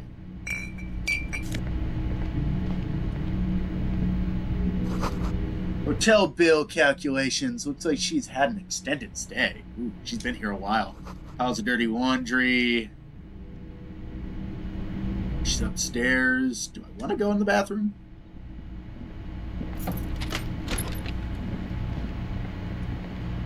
You see the yard below. The corpse is no longer there. This medicine cabinet is full of wares. Sheets of pills, haphazardly stacked, one on top of the other. There's also a toothbrush somewhere in there. Look at the toothbrush. It's been used quite a lot. Look at the medications. Pharmaceuticals line the shelves. Sheet upon sheet of pill bottle next to pill bottle. Acetylic acid APAP, eye drops, blood thinners. Jesus. That's quite a collection in here. Anything of note? Yeah, search bottles. Pill bottles rattle like bones as you search the cabinet. Paracetamol, histoperidol, something in a foreign language you can't read.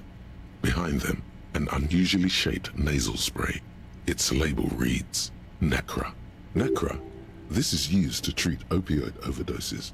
Always handy to have around. Nacra, opioid antagonist. Interesting. That's used for diamorphine overdoses. Okay.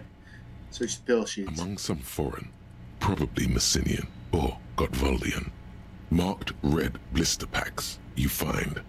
What do you find? This is going to take a little know-how. Chemical hangover. A bright orange bottle with Preptide stamped on it. In sunny, happy letters. Jackpot, baby. That's the stuff you're looking for. Your palms begin to sweat just holding that little plastic container. What's so exciting about this orange bottle? It's speed, man. Just what you were looking for. They call it dextroamphetamine and talk about psychological disorders. But what we're seeing here is some scientifically advanced trucker speed. Lieutenant, I also see a brand called Peptide. Preptide, not peptide. Preptide. A euphemism for pharmaceutical amphetamine. Prescription speed. Yep. The fuck are you waiting for? Let's get super fucking preppy. No, I'm not taking it. Just taking a point. No.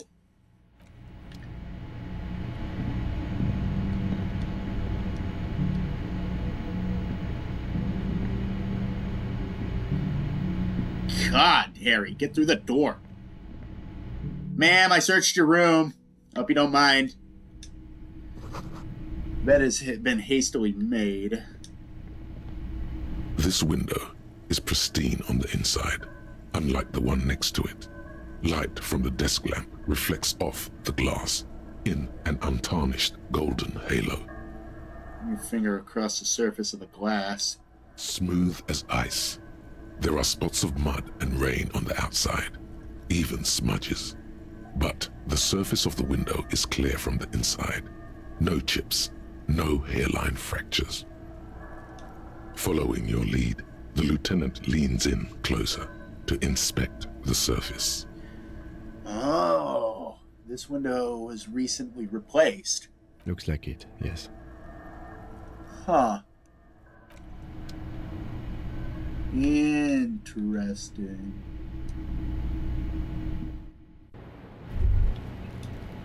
Smell of cigarette smoke in the air. Astra menthol. You can tell that just by smelling it.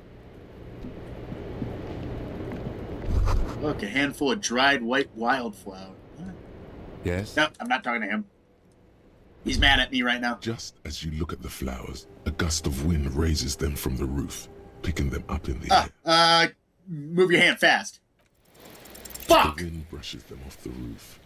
They're gone. Another Snake Eyes high check. Fuck. Damn it, that was a clue, too. Cold coffee in an ashtray that looks like a hedgehog. Welcome to the roof. The young woman has a cigarette in one hand and a coffee cup in the other. Her hair is still slick from the shower. Below her silvery jumpsuit, an athletic young body, built long and lean. I'm sorry for the mess down there. The cleaning lady hasn't come by in days. I'm beginning to wonder if she ever will. Nice view you got here. It's much nicer now. Where the dead body used to hang, clearly visible from the roof, but no longer. Thank you for that, officers. Truly.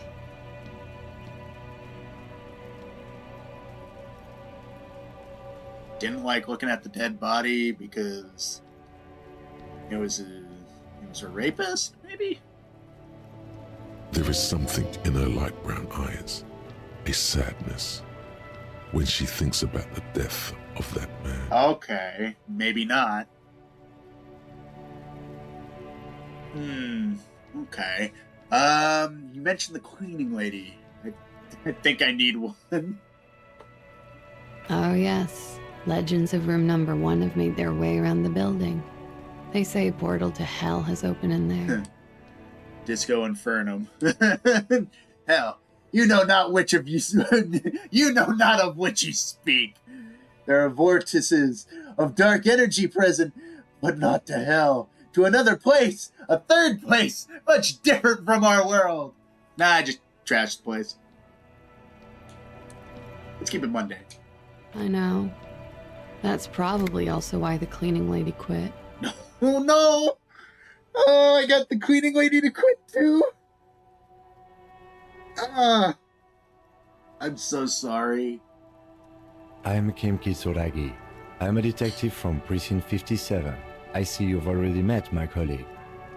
Have I ever? Have you grown accustomed to your role as a police officer?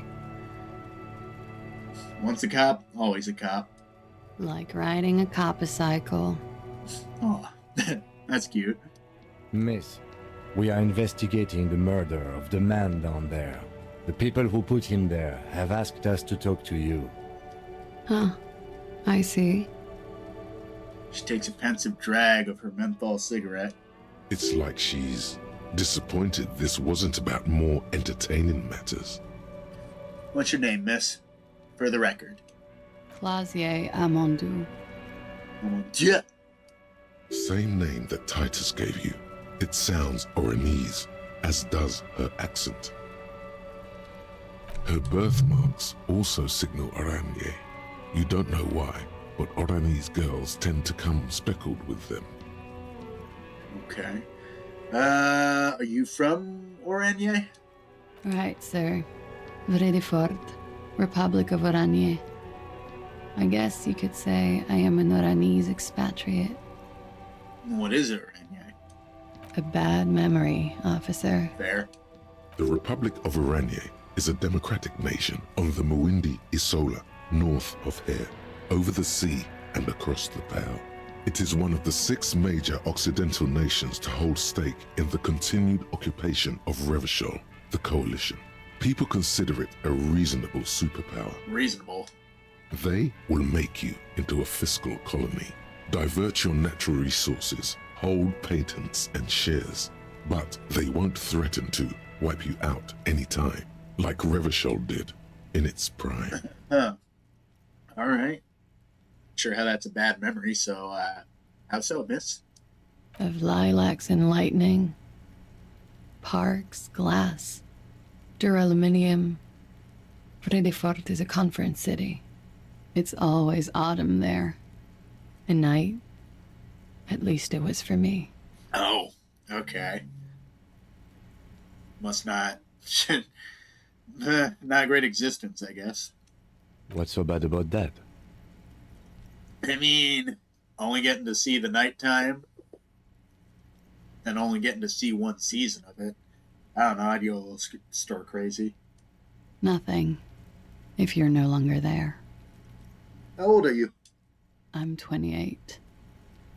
She's my age. Shit. Want to go out for coffee sometime? No. Let's take this serious. What do you do, miss? What's your specialization? Something stupid. What's that? Oranese lit. Pardon? Oranese literature. It's what I studied at the university. Okay, what is Oranese literature about? Fear of failure, fear of death, how it sucks to be Oranese. All national literatures are... Only the name of the nation changes. Okay. That seems pretty depressing, but okay. What about Revacholian literature? People sometimes reveal things about themselves when they discuss such matters. Revacholian literature, too? No. Revacholian lit is about how magnificent and serious Revachol is. It's about how you have to save the world. I have no intention of doing that. I do feel the urge to save the world. Yes, I guess that's why I'm on the case. The world is unimportant. I want to hear about you. You know what? I don't think I have some sort of tall order, but I do feel like saving something. So I'm going to go 2. I do feel the urge to save the world. Yeah. I guess that's why I'm on this case. That's the natural state of the Revacholian hero. She breathes in the menthol-flavored fumes, savoring it, then breathes out. She seems quite relaxed for a victim of assault. But, of course, what seems should not be your priority. I mean, she's sad about the dude who did it being dead, so something's not right. Once again, something's not right.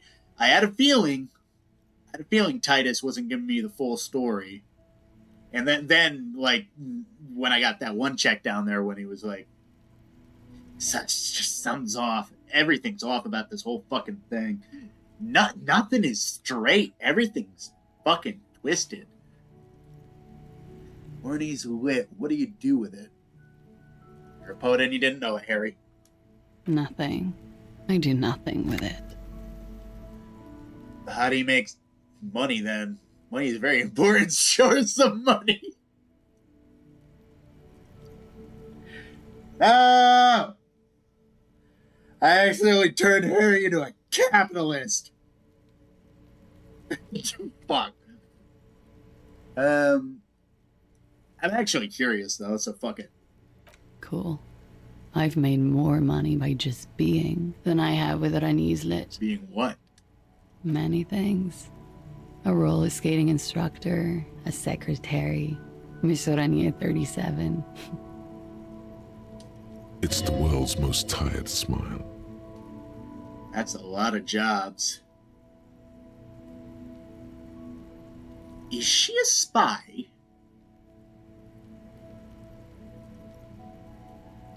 Ooh. Femme fatale. Did she have to... I don't know. Did she have to whack the guy who's sitting in a tree and used to rape as a cover-up story? Ooh. I think I like where this is going. Of course she won a beauty pageant. She's very symmetrical. Shit. Roller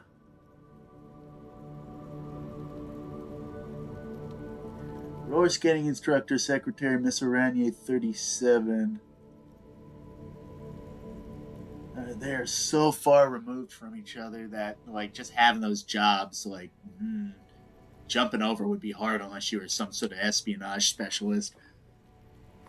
Because, like, every piece of fiction that covers any sort of spy work, those people just blend into a crowd. They're like, basically Renaissance people. Renaissance man, Renaissance woman, whatever you want to call it. Could we take a look at your passport, please? I'm afraid you can't, officer. Shit! Do you not have it, or are you not willing? Why is that? Because it's buried in a sealed plastic bag at an undisclosed location on the coast, along with cash and airline ticket. She is a fucking spy! Oh, she has a dead drop! What the fuck? Thank you for your candor. Why? They say so in your tourist brochure. Keep travel documents away from your person when west of the river. I'm pretty sure I have the legal right to demand your passport, miss. How do I know what you've told us is... How do I know you've told us your real name?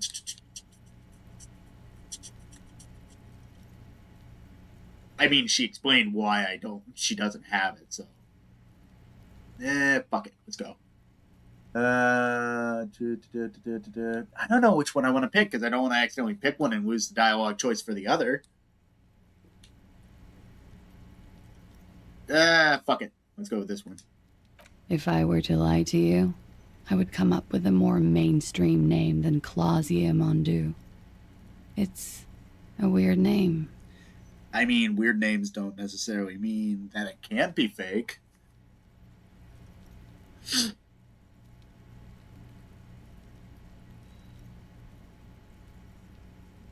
Sorry, I just got a text from my buddy Jack. She She seems to be telling the truth, sire. Thank you, drama. Okay, good. I can ask the other one. I'm pretty sure I have the legal right to demand your passport. Look, officers, I like this place, but I don't want to be stuck wandering the city like a ghost after being robbed of my travel documents. Fair, but why don't you just keep them on your person in like a bag or something? Actually, then somebody would probably rob you for that. What? Ooh, weird. So it's not a dead drop, but I still think you're a spy. I don't want to become an indentured servant in a brothel on Boogie Street. And I don't want my relatives to pay the ransom. Oh, fuck. Sex trafficking. Fuck. There are plenty of other reasons for hiding your documents from the law. Thank you, Logic. Good catch. All right. That's not why you hid your documents, though, is it? It's also why I hid it. Tit for tat. Okay, fine. Why, yes. I'm an unpopular girl. There are people back home who don't like me. If they show up, I'm in a hurry. Oh, man. So she's a spy on the run. Okay. The kind of hurry where you can't afford to not find your documents. But don't worry. This has nothing to do with your investigation. I mean, she could very well just not be a spy entirely and just have to be on the run for something else. But I got this feeling. That she did the Funny Town business with the one guy, and then as they were doing the shenanigans, she plugged him because she was told to, shot him in the mouth. Because it seemed like pretty much the bullet like came up from within inside the mouth. So pretty much shot him in the mouth, like straight up through the through the roof of his mouth, like, and then covered it up with a rape story and put him in the tree. But still, why? Why would she do that? Like she had to have gotten told by somebody to do it, but very weird, very weird, very weird. What kind of people are these? The ones that don't like you? I would love to change the subject. It's not important. Unless I'm some kind of suspect. Excuse me. I was holding that one in. No, we've just come to talk. You might be not yet.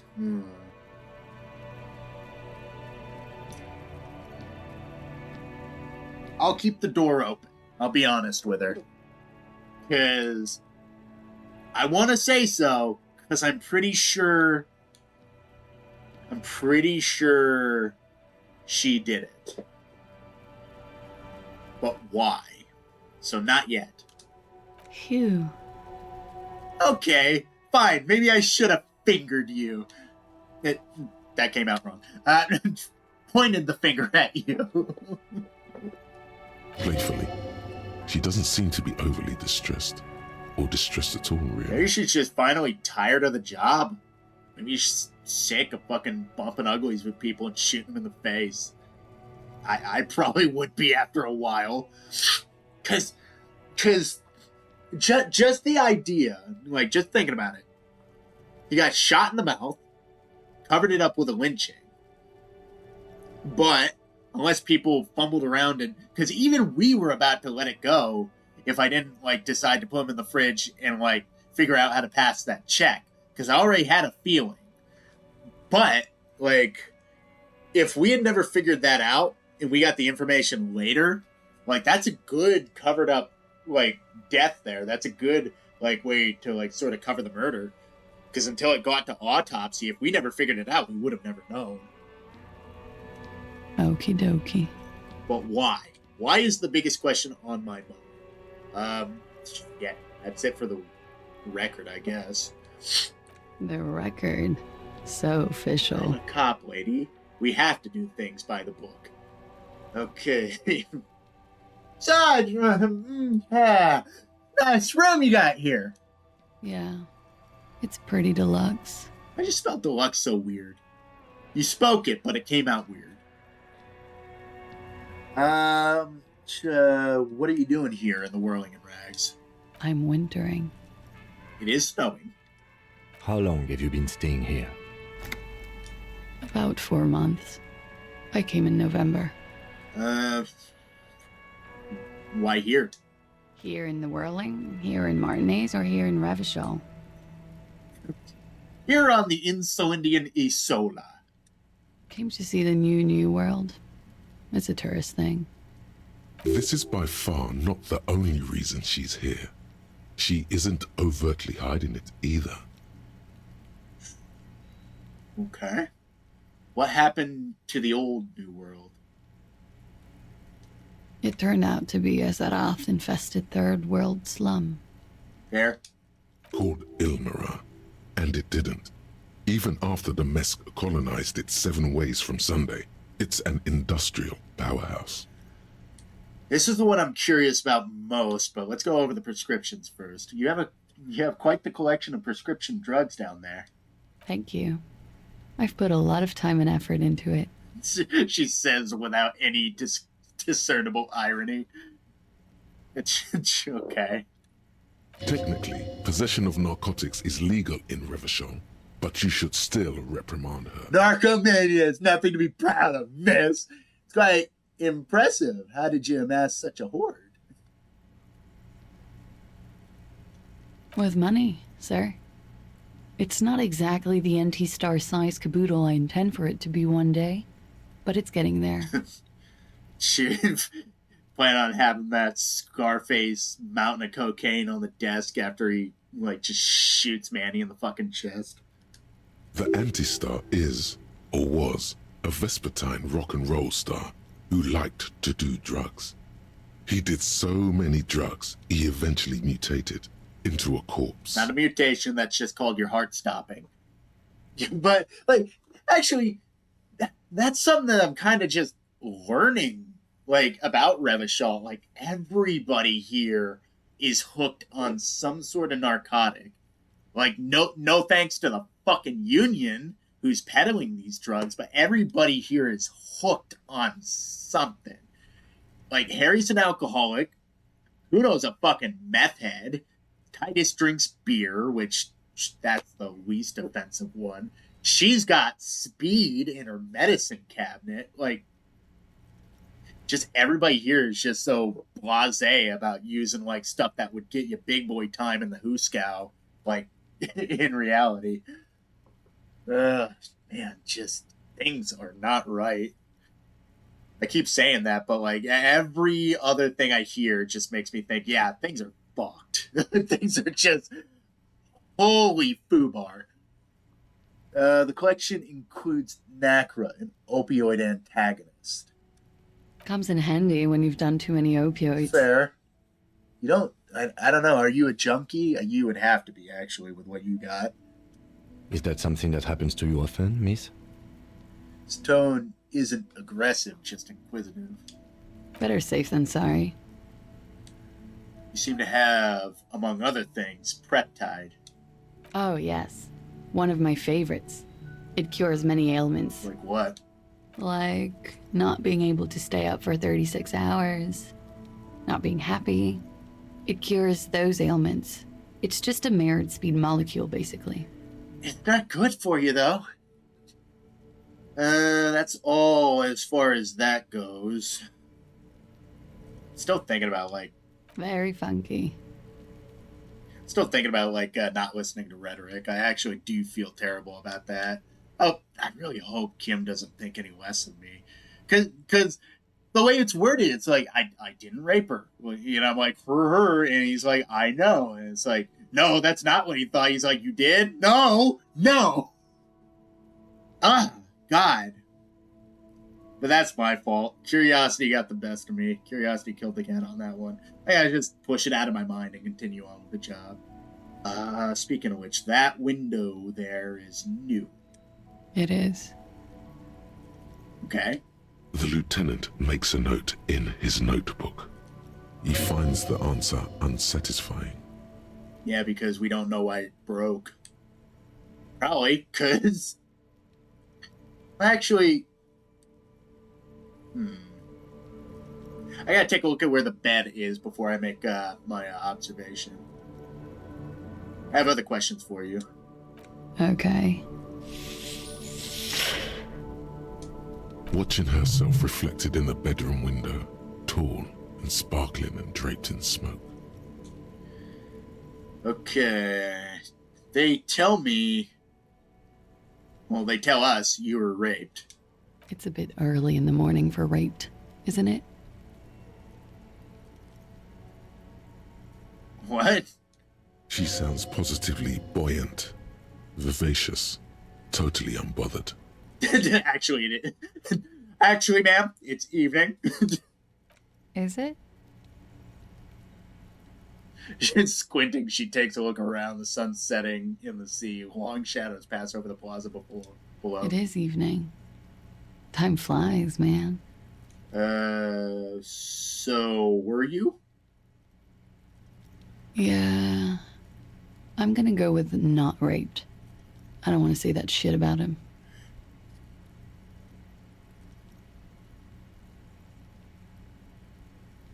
What? It's a big revelation, but so casually? Okay. By him, she must mean the victim. So she wasn't raped by him and doesn't want any bad things said about him. What? Okay, now I'm even more confused. Tell them it's not my style. They'll have to, if they want to jazz up the charges, they'll have to get someone more, rapeable. Okay. Well, I don't like how you said that. By they, she means the Hardy Boys. Thank you, Rhetoric, I do. Are you saying that you were asked to tell us you were assaulted? Not explicitly, but I understood what they meant. It wouldn't hurt to spice things up a bit. Some assault and battery. Sexual assault, maybe. It was clear the latter would be spicier. But why?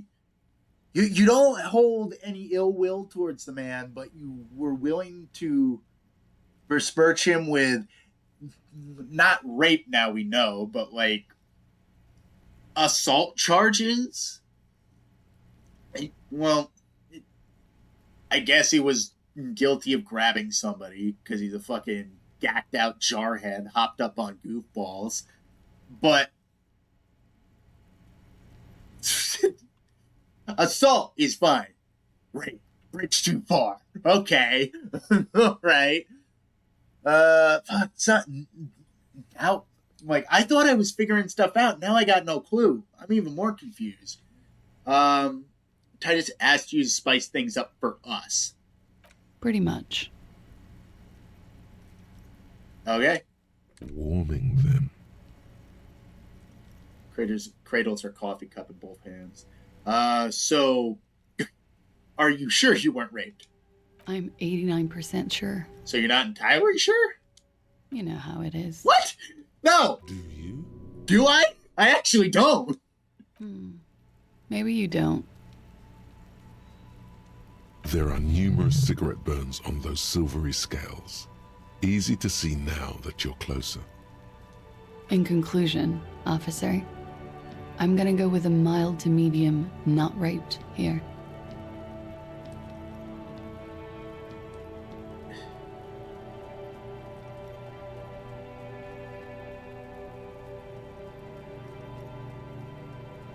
Yeah, I'm gonna defer to Kim. I don't know what to say about this, Kim. I'm sorry, miss, but we need a definite statement. Let me make this 100% clear then, officers. I was not sexually assaulted. Would I be this flippant if I had been? Fair enough, but at least be, 100% with us instead of 89. So, okay, fine. Let's go down the line of questioning. What did happen between you and the victim? We partied. Where have I heard that before? Oh, fucking Titus. a lot of partying going on. Yeah, everybody parties around here apparently. God damn, it is almost 12 o'clock at night. From Titus. About her and Titus's relationship. That's where you've heard it. Okay. That's... You mean like a birthday party? No, Harry. Well, you mean what kind of partying? You point to your bloated face. The kind I do. With all due respect, sir, I think we partied a little harder than that. No one parties harder than me. Harder than this. You keep pointing at your face. I didn't know it was physically possible. Oh, it is. You're still alive. Fair. You know what? Fair. What did you do when you partied? We drank, sir. A lot. For weeks, basically. We had that effect on each other. We made each other drink harder. That's why I liked him. That's touching but sad. Two very fucking busted people finding comfort in each other, I guess, getting wasted. Fuck me. What else? Stimulants. Speed also has that effect, making you drink harder. And then drinking harder makes you do more speed. It's quite the combination. We also had sex. You were lovers? I guess you can say that, yes. A bit. Lovers is such an emotional word. But there was something there. We did enough drugs for there to be. How did you two meet? The lieutenant's voice is quiet, calm. Downstairs, at the bar. He was on some sort of assignment. A military man, as you probably know. Had a cool, scary scar. When was this? A month ago? Something like that. Oh. Must have been hard for you. Seeing him there. Oh, yes. I've had a great view. From the roof, out of the bathroom window, in my dreams. Jeez. A bitter cringe. It hurts. You look to the lieutenant. You called us, the RCM. Yes. She's the one. Jackpot. The call, reporting the hanging, that was you? I made it. And I would appreciate it if you didn't tell everyone. In Martinez, they call it snitching. Okay. Reporting crimes is confidential in Ravachol, miss. Before we go, if it's snitching, then why do it? Because I couldn't handle it anymore. None of these people called. He just kept hanging there. Then they started stripping him. Shh, yeah. Vultures. Shit. The caller's voice was disguised. I didn't exactly disguise it. I just muffled the mic and nicked the landline a little. Nicked? How? With nail clippers. And I diverted some radio fuzz into it. Into the cold wire. Okay, how are you not you have got to be a spy now. Like, who would know, like, to, like... Because I understand muffling your voice. Like, muffling it like this so it's less audible to hear. But who would know how to nick a phone line just enough so it doesn't completely ruin the phone? You were right to suspect there might be foul play involved with the broken phone line.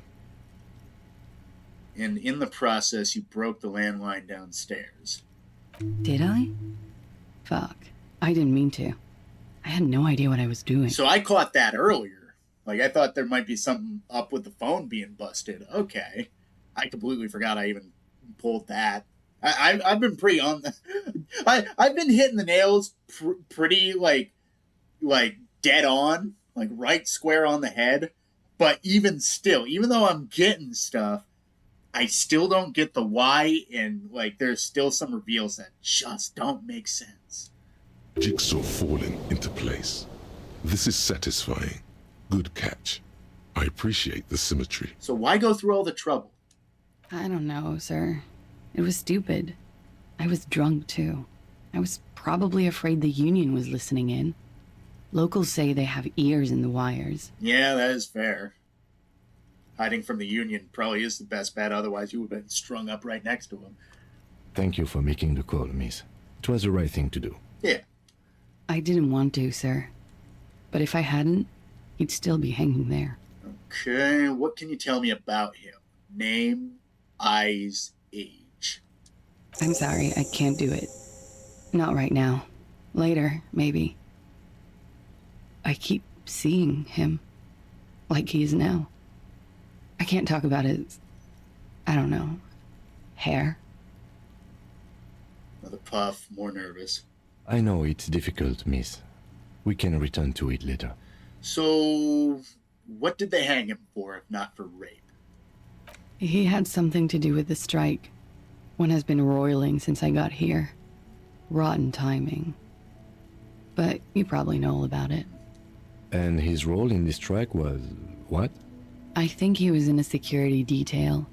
He was ex-military, worked for Wild Pines, and against the Union. We didn't discuss work much, if you know what I mean. But I understood it was dangerous. And they lynched him for it? She nods. Okay. She's probably not going to tell me why, but do you know why there was a bullet in his head? Bullet? They shot him too? Okay. That was a shock? She could be acting. She's got to be. Because she's the one who did it, right?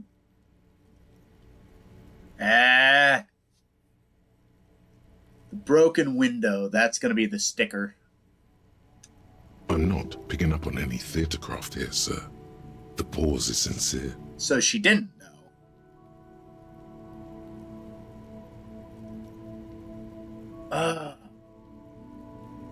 She didn't know he was shot. Oh, fuck. My spy theory went up in smoke. So she didn't kill him. They stripped his clothes and they shot him? Oh, she's pissed now. Oh, fuck. You mean after they hanged him? I'm confused, sorry. Yeah, we don't know when now we definitely don't know when he got the bullet in the head. But it had to be between leaving this hotel room and being put on the tree. Oh, fuck. Fuck, it went up in smoke again. Shit. So am I. Were you aware that he had also been shot, miss? Obviously not, Kim. Things are starting to go a little over my head here. I thought he was hanged. I was not present when they did it. I don't know what happened. I just know what they told me. And Sylvie, the bartender. This is beginning to get confusing for you too, and we don't like that. Where was she last Sunday night? Yeah, where were you when this happened? Cowering. I was cowering downstairs with Sylvie. Why? How did the Hardy Boys know you? They're frequent guests.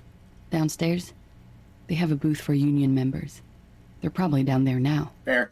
And how you meet them? Over drinks. It's been a long, boring winter. Did you party? A little, yeah. Not nearly as hard as with this guy, though. Like you partied with the deceased? No, Kim. Not even close. No, not as hard. Yep. I'm sorry to have to ask this, but have you had a physical relationship with any of the Hardy Boys? Titus. I have. Which one? Which ones, sir? Oh, multiple. I don't remember precisely. Titus, obviously. But as I said, it's been a long winter.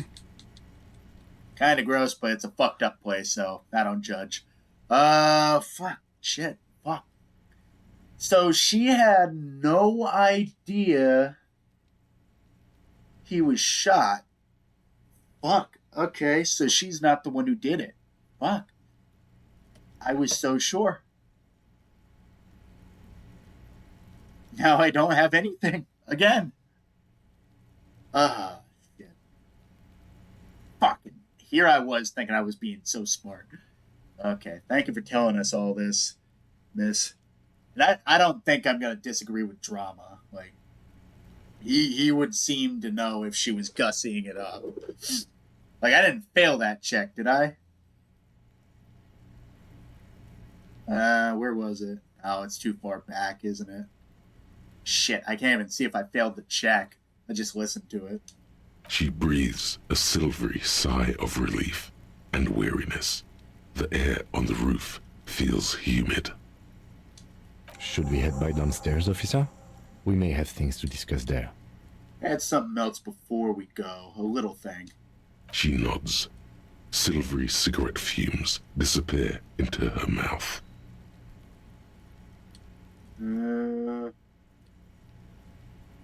Look at her in the eye. I notice the room is very close to mine. I have a personal question. Let's try volition first. We've got all we need here. Before we leave, let's try to... Because it's a white check, it's going to restart. So let's give it a shot. Soft, light brown eyes look back at you, directly into the space behind your eye sockets. You see the smoke rise from between her painted red lips. She's beautiful. This game is pissing me off! A 72% check, Snake Eyes! 8%! 6 and a 5! Alright, fine. Fuck it, Volition, do your thing. I have bad news for you. What? You know these guys? Huh? Who? Me?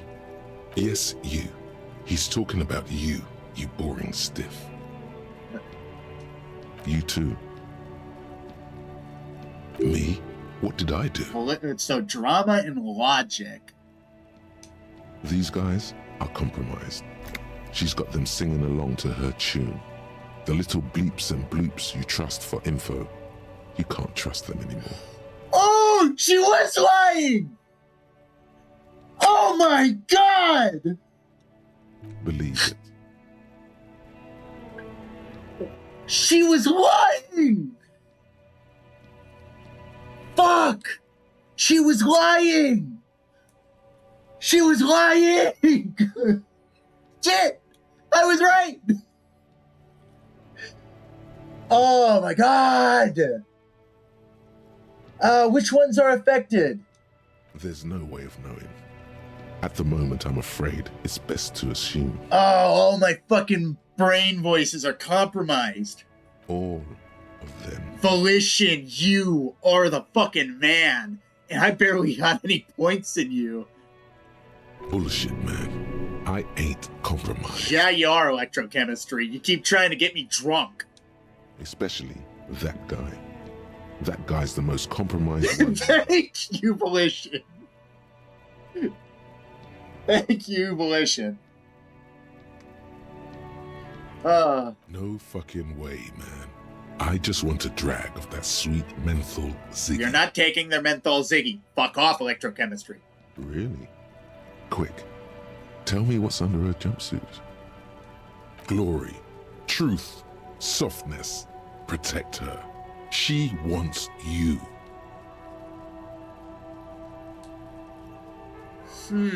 Okay, so... Huh. So she just naturally fucks with people's heads? Or so was she lying? Now I'm even more confused. How did this happen? How it always does. Through subtlety. What can I do? There's nothing you can do about it. You are how you are, and she is how she is. Things will go as they do. Can't you turn them normal again? No. What use is this then? It's better to know you're being played than to be played without knowing it, is it not? Fair enough, thank you, Volition, but still, fuck, I can't fix it, shit. So, I know I'm being lied to, but once again, tale as old as fucking time. I don't know why, and I don't know how. Fuck. So, does this mean she's been lying to me? Yes. Mr. Thespian here has been singing paeans to how truthful she is. Thank you, drama, you fucking dick! You threw me off the trail. She is a lady, most fair and just. She is not fair and just. She knows why the bullet got into his mouth. Somehow. In his defense, to reduce him to such inadequacy, she probably had to employ half-truths more often than outright lies. So, fuck God, does she know why he died or not? That is correct. And omissions too. Can I trust this guy? A little. They're all still of limited use, interpreting things to the best of their ability. Maybe they add flair or something. I wouldn't know. I don't add flair. To be fair, Volition hasn't really popped up too much. Only really with checks and a few other things. I wonder how many Volition checks have failed in the background, too, that I just didn't see. That's concerning. But when it comes to assessments of character and factual accuracy, they are not to be trusted. Not with her. Can I trust any of them ever again? Don't be melodramatic. You can trust them. Just not with Miss Orange Disco Dancer here. Just because I called her that, that's going to stick, isn't it? So, what's her plan? You can't draw a sound conclusion. The one he usually does says, she may want to control the information rollout, not to become a suspect. She may have a past she's escaping, unrelated to this case. You doubt it's something truly insidious. Shit, so she's on the run. She's lying to us. Obviously, we know that's partially true. Half-truths about some things, truths about some other things, lies about others. But I don't know what's true and what's not. Fuck. So she might know why he died. She might know why the bullet was in his head. Or she could have no idea and it could be completely unrelated. Oh, this is fucking infuriating. See? It's oddly moderate. Probably compromised. Then why aren't you uncompromised? Why isn't Volition? Is it because I passed the check? It's because I passed the check, isn't it? I've been talking to myself long enough. Let's get back to it. Don't worry. It's only been 4 or 5 seconds. You've got this.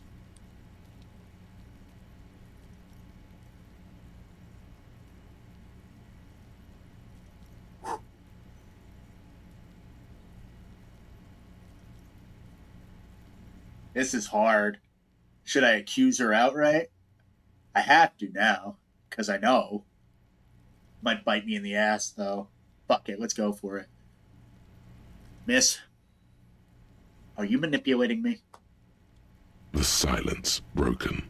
She exhales a little cloud of smoke and says, No. God, no. Of course.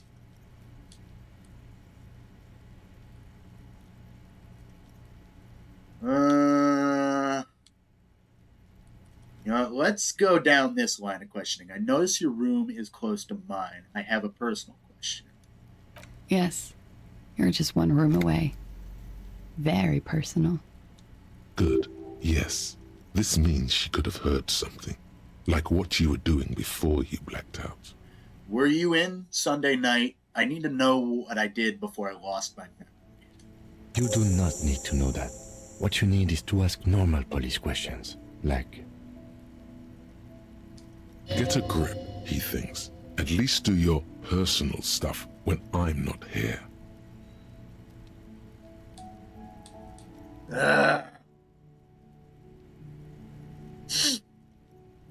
Kim, let's return to this later, miss. Why not? I'll be here until 11 p.m. drinking coffee, most likely. Okay, so I can come up. So I can talk to Everard as long as it's before 2200. I can talk to Clausier as long as it's before 2300. Okay. Why are you busting my fucking balls, Kim?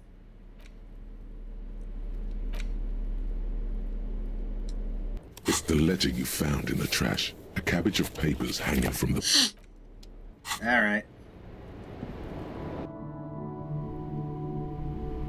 God damn it. looks like we have more to discuss with those so-called Hardy boys. Half their reasoning just went out the window. You think this will make them cooperate? Nothing will make them respect the RCM, but it will disrupt the game they prepared for us. We just stripped off one layer of whatever it is. Her decision to not corroborate their story was definitely not part of the plan. Why did she tell us all that? What else could she have done? Lie? She saw there was no way to lie and get away with it. I'm not sure she had to lie. I wouldn't have known. If not you, then me. It was a smart move from her. I know she's manipulative.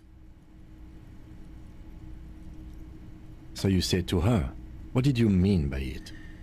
She has half of my skill set compromised, singing her tune. My assessments of her were untrustworthy. She seemed forthcoming to me. Unusually so. Being forthcoming with some things is a good way to obscure other things. But I wouldn't call myself compromised. Well, I am, anyway. I am not easily swayed by young women.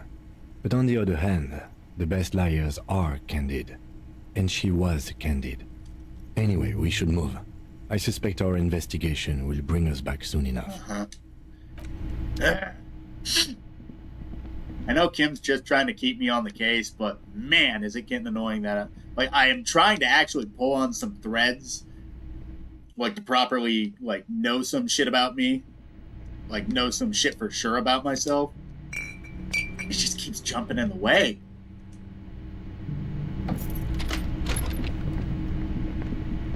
Alright. Since I'm already kind of on bad terms with Kim, I'm going to send him away with the body. I don't want him to come back and see that I've stolen the boots off of him and get in real trouble. So I'm going to send him away, and he'll be back by tomorrow.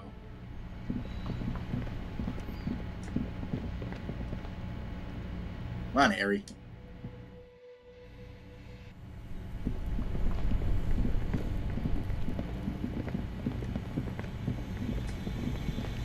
The bear's eyes are still glowing red. It's guarding over the freezing corpse hidden inside its belly. Alright, bag him, Kim. Take him away. Alright. There go those beautiful enamel boots. You will never own the full set now. May they rest in processing. I don't really mind. I didn't really need them. I will need a little help carrying him. You take the hands. I'll take the legs. Bag the corpse and drag it to the motor carriage.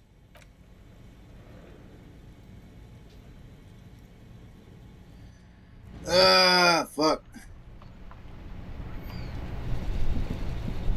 Yeah, I better hit the hay soon, because Harry looks like he's ready to black out.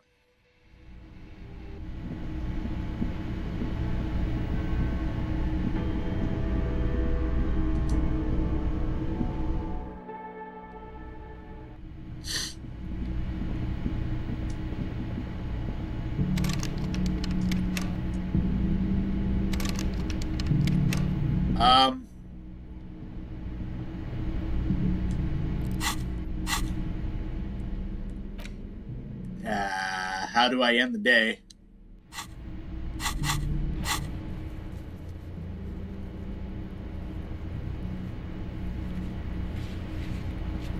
Oh, I can talk to Claudia about Sunday now. Let's save first.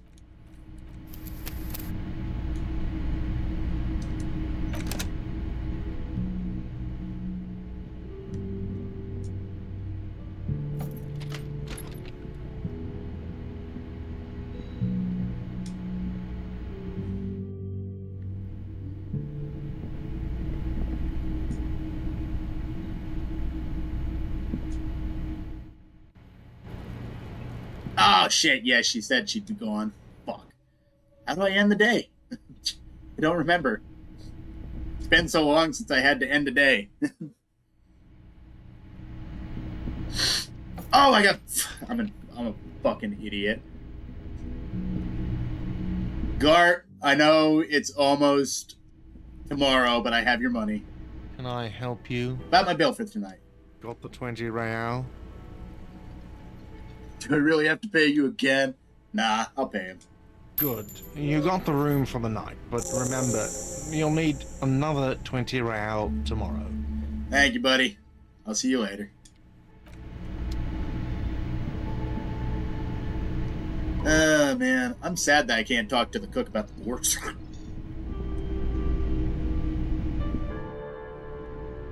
Yeah, this is winding down already. Nice. I might go for another 30 minutes. Round this up to like round this up to like 3 hours.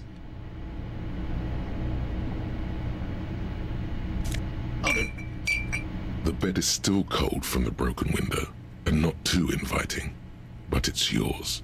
You've earned it. No time to rest yet. I need to take a bath. This is not the cleanest bathtub in the world, but it's cleaner than you are right now. Ah, that soap scum smell. It smells like life, at least compared to you. Run myself a bath. The bathtub slowly fills with water. The water beckons. Undress, close my eyes, and submerge. The water is only lukewarm, but still comforting, like amniotic fluid. A few beer cans are bobbing up and down along your flanks, like sad duckies. No! There's beer cans in the fucking tub. Aww. You feel nice and lonely, and so tired. Take the beer cans out. Now you are alone with your thoughts in the tub. But it's easier than being alone with your thoughts outside the tub. Imagine something. You see the corpse. You can still smell the cadaver on you. It's going to take more than one bath to get rid of that stench. Yeah. Then, houses along a narrow street. A video rental. Darkness on the planet's curvature. Alright, linger in the tub a little. Your fingers grow pale and are covered with tiny whirls as the water cools. What are you doing? You're not some fat fish in a fucking aquarium. Time to get moving. Calm the fuck down, physical instrument. I am dirty. I smell like a bum. The waterline recedes as you stand. You are cold now. Your clothes stick to your still moist skin. A mirror hangs on the bathroom wall. In it, your face, adorned with the expression. Yeah. That's... Oops, didn't mean to do that. That's day 2, I guess. At least I can make some use of all this trash, hell yeah. The window stands.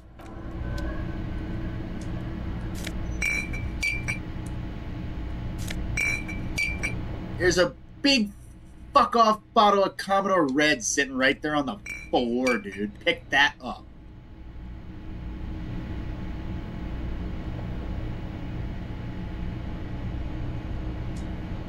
I still can't go through this door, I don't think. Yep, nope. I guess we'll tuck in for the night. The bed is still cold from the broken window, and not too inviting. But it's yours. You've earned it. Oh yeah, I did. The bed is still cold from the wind blowing in from the broken window. The mattress creaks as you close your eyes and try your hardest to fall asleep. Here we are again, my broken bud. The waves are coming, carrying you away. But you can't go. No, you have to stay. Always half aware of yourself. You're not cooperating, brother man. Why? It's your disgusting body. Even through your sleep, you feel a vague discomfort suffusing it.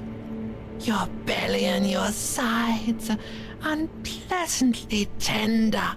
You wish you could curl up into a fetal ball of safety.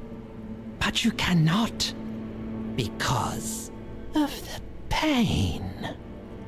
That pain in your right side is your enlarged liver, by the way. As for your kidneys, you've really been compounding the damage lately. I haven't drank a drop.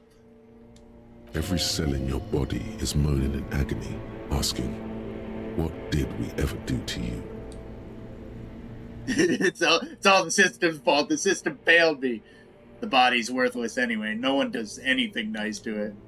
I'm sorry, Cells. It's all me. It's my fault. Sorry, cop again. Let's go. Now, you're finally thinking about something other than yourself.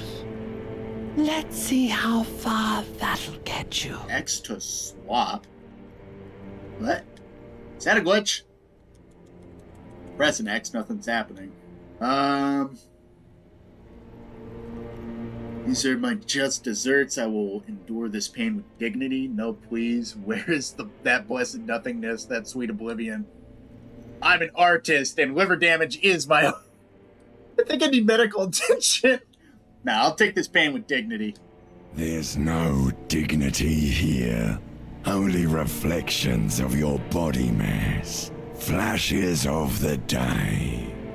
You keep coming back to yourself in the mirror. But why? To admire all your accomplishments? I admire myself as a human being, even though I don't know myself as a human being. You're just stuck here, in the half-world. Could try looking at other people. Really looking. But why would you want to start doing that? Just get me out of here, back to the other place. I will. I'm looking at people all the time. I like them. Human beings will always betray you. No, I do like human beings. Even at the worst of times. Sure you do. They're all so friendly, aren't they? No, but you take the good with the bad. Like, good people might have done, like, bad things every so often, but that doesn't make them evil. It takes a really heinous act to push them over that edge. At least they're interesting. Each one has a process just like yours, running in the space between their ears, full of secrets. I like how some of my, like, brain stuff is kind of backing me up. People are beautiful, statuesque, parodies and tragedies of themselves. A great democracy of creatures. What do you think you're doing right now? Coming to some greater awareness? Look at all these lights, blinking in and out of existence. Thoughts! You're just pretending that you're asleep, even to yourself, while the world goes on without you. I don't think I'm gonna listen to you, Olympic. Let it. Let it. Nor you, reptilian brain. But it never seems to let you go, does it? Time to rise and wipe that shining sweat off as best you can. Gather your bearings. Rock and roll. Open my eyes. Alright. Probably gonna end this off with, like, busting the Hardy Brothers' balls again. Alright, Harry. Get up. We got a job to do.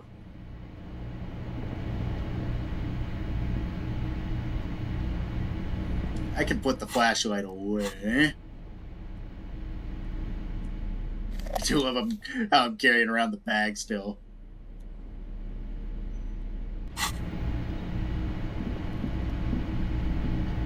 Okay, let's see if I can... A mirror hangs on the bathroom Ah! wall. In it, your face, adorned with the expression. Dig deep into my mind and find what the expression means. That's an encyclopedia, right? Let's go for it.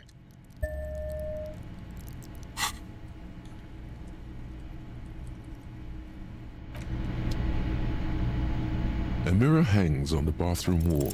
Like Fuck! the rest of you. Really? Comes from a bad place, somewhere in the past. That's all you know for now.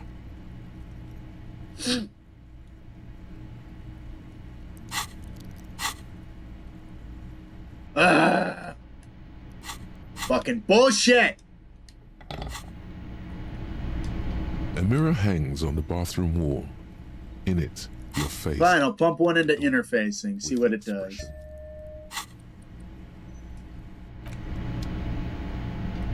A mirror hangs on the bathroom wall. The full Oh, this is pissing me off! I have such high checks, I still fail them, and yet the ones that are below, I pass. What is going on? You handle the chain cutters deftly, applying just enough pressure. The faucet regains a recognizable shape. The steam stops. Told you that you needed those chain cutters. Everything is connected. Everything has a purpose. Thank you, interfacing. The mirror begins to clear slowly without you having to wipe it.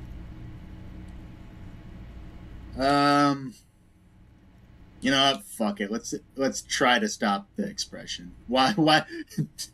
I will be very annoyed. Everyone, look at the check. 3%. This should not pass.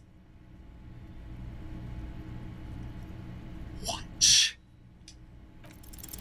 Still. Thank you. It won't come off that easy. Thank you.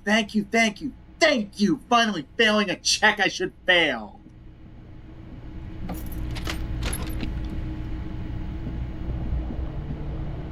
You know what? Before I pick Kim back up, I want to talk to Claudia again.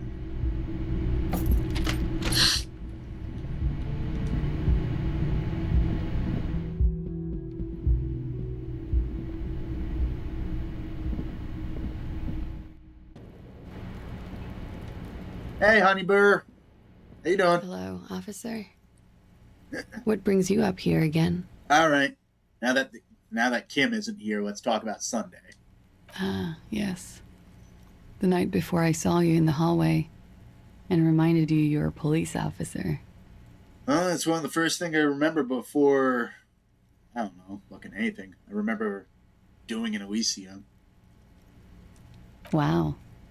Elysium. You don't hear that term often. Did you hear something Sunday night from my room? There was the usual ruckus. Loud disco music. Did I have any visitors? I can't say. Probably not. Sounded like you were flying solo. Okay, you mentioned loud disco music. Oh, yes. Various artists. Ostentatious orchestrations prime among them. She's arching her brow, waiting for it to connect with you. Oh, that? Yeah. Whoa. The less said about OO, the better. What's bad about that? Oh, we're huge where I come from. I was very young then, of course, like 7. Life gets hard, but we go on. Then, doesn't life get hard because we go on? Yeah, we go on, all right. Most of it just gets hard, doesn't it? Maybe we should stop going on then. Doesn't the going on part get harder?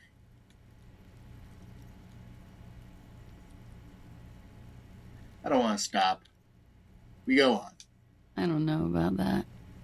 At around 2 o'clock, the disco stopped and there was a change of pace. What happened? A slow, sad song started playing. Like organ music on repeat. That went on for quite a while. Some of that time you were yelling along to it. What was I singing? Was I singing this? Oh, was I singing this? Smallest church in St. Sien's. Yes, there was a church in there. A really small church. Like the smallest, saddest church in the whole world. It was about that. And also... What else? That it doesn't matter anymore, and that we're alone now. It was difficult to tell. The song itself was very quiet and soft, but you sounded like a wounded boar, sir. It was hard to understand what you were singing on top of it. When you say wounded, do you mean that was in a cool way? Like a wild beast? Yes, it was very cool. Thank you. It's impossible to say whether she's being sarcastic or really means it. Thank you, Rhetoric. I already know you're compromised. Then what happened? Then you started screaming and trashed the place. Are you sure I wasn't being assaulted? No, it didn't sound like there was a fight. It sounded like someone was trashing their room. She takes a sip of her coffee and smiles. A window was smashed. The tape player, probably. The song stopped. And furniture, too. A real destructathon. There was screaming. Then I think you passed out. Was there anything else? There was. I think you screamed that you didn't want to be this type of animal anymore. I may have misheard, but it was sort of memorable. Shit.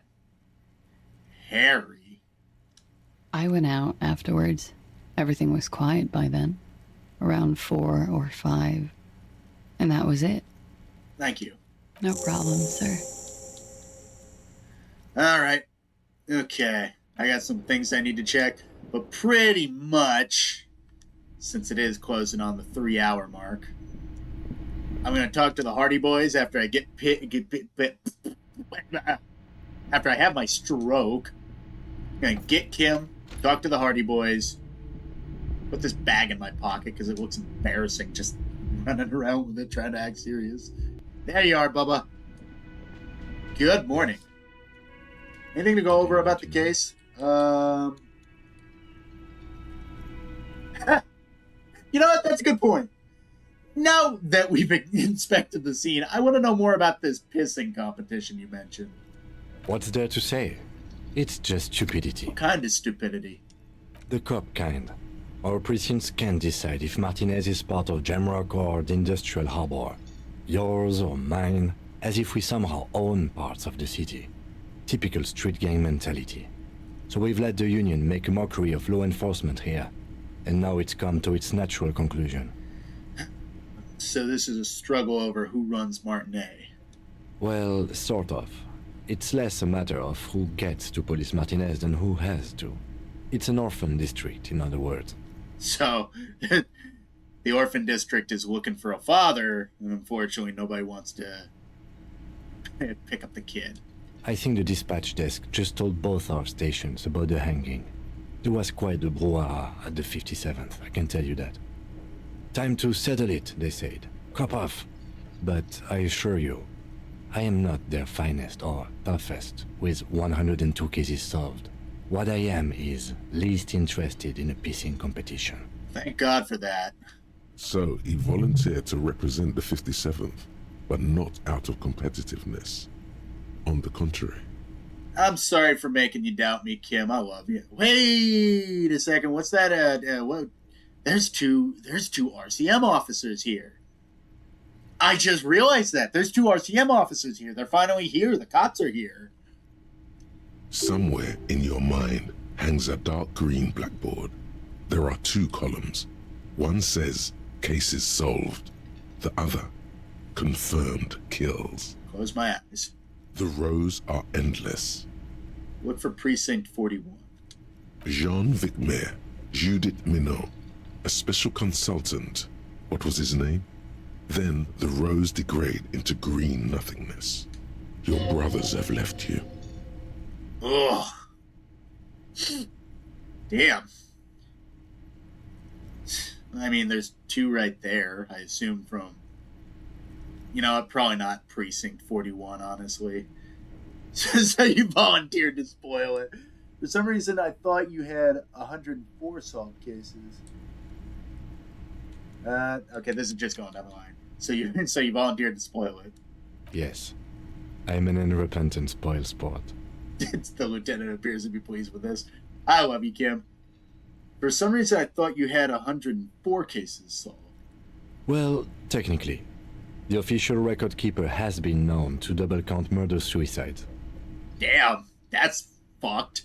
A common accounting gimmick used to inflate precinct stats. Oh, damn, dude. Let's be honest. 102, pathetic, very small number. So you're still a good cop, right? I'm good enough for this case. I'm not here to compete. I came because I had to. My fellow officers, the sergeants in particular, would have made this scene into a circus. God damn, dude. I hate... Fuck. I'd hate to be the one above you. Fuck.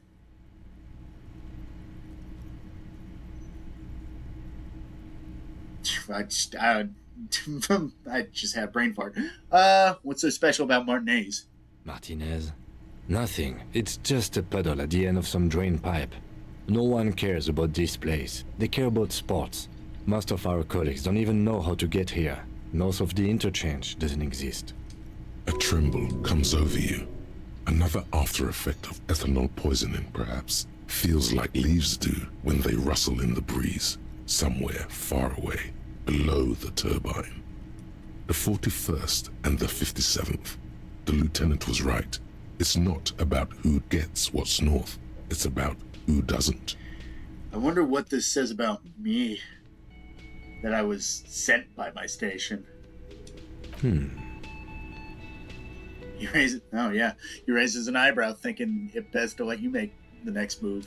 It's all part of the master plan, you see. Calm down, conceptualization. I'm a highly experimental cop, but if I am right, this is outer, even by my standards. I was sent to teach you a lesson in style. There can only be one conclusion. I am the finest we have, a hero cop sent to outperform you in every single way imaginable. I must be an augury. Apocalyptic omens sent by my people. Can you guess my message? Don't be scared, but I think I might have supernatural abilities. I probably have an unbelievable kill count. Jesus. I'm gonna leave. You know what? I'm still sticking with the supernatural ability thing. You might say no, but I've caught on to stuff that you have no fucking clue how I got that information, Kim. He opens one hand and looks at it. A moment passes. Even he, is having doubts about, completely dismissing that. Which school do you subscribe to? Mambo or Jambo? Mambo, I have vivid interior. I see and feel things. Jambo, I get these strange shivers from being hungover just before a chill whisks down my back. I like that. Let's make reference to the shivers. Hangovers do give officers superpowers. Many drink only to receive the gift. I don't need the gift. I have it already. There is no gift. It must be repeated. There is no gift. It is meant as obvious sarcasm. Do not ask what the gift is. What's the gift? There is no gift. We should move. Thank you. You know what? It's all part of the master plan. He opened. Which school do you subscribe? Hangover? I have. It is good to have a paradetective in a labor dispute. I can see why they sent you. Should we go? Okay. All right, enough of this competition then. Tell me about something else. Yes, it's a wholly pointless matter. Forget I ever mentioned it. Oh! Oh, wait. Oh, sorry, cop. Suicide jokes. Roy mentions suicide. It's an 83% game. Give me this one. You fucking did! No, that doesn't seem right. I'm getting pissed off now. I am getting mad. This is not how checks are supposed to go. You have the high number. It's a high percentage. How do I fail so many in a row? It doesn't fucking now that makes sense. I'm exceedingly qualified. If you're so well qualified, why can't you remember why you were sent? Anyway, don't keep the lieutenant waiting. What do you want to know? Can we go over the preliminary info again? You mean like a brief? Do you want me to brief you again? Yeah, sounds good.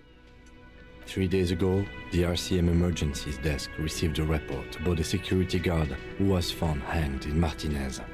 An anonymous caller said there was a dead body behind the Whirling in Rags hostel cafeteria. The cadaver had been there for 4 days.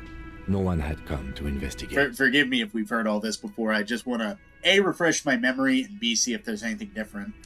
During that time, the victim had been stripped of his belongings. The caller did not identify him, but used the word lynching. There is an ongoing labor dispute between the local dock workers and the logistics company Wild Pines. I was told we should approach the death as part of this dispute. Okay, why didn't we know anything about the caller? They, classier as we've come to suspect, didn't identify themselves in any way. The tone was muffled using a device of some sort. The desk could identify neither the caller's age nor sex. Okay, so some things have changed. Why hide themselves? There's a strong prejudice against involving the RCM in what's seen as union matters. The dock workers' union is the de facto police in Martinez. Now it appears they've started executing too. We cannot allow that.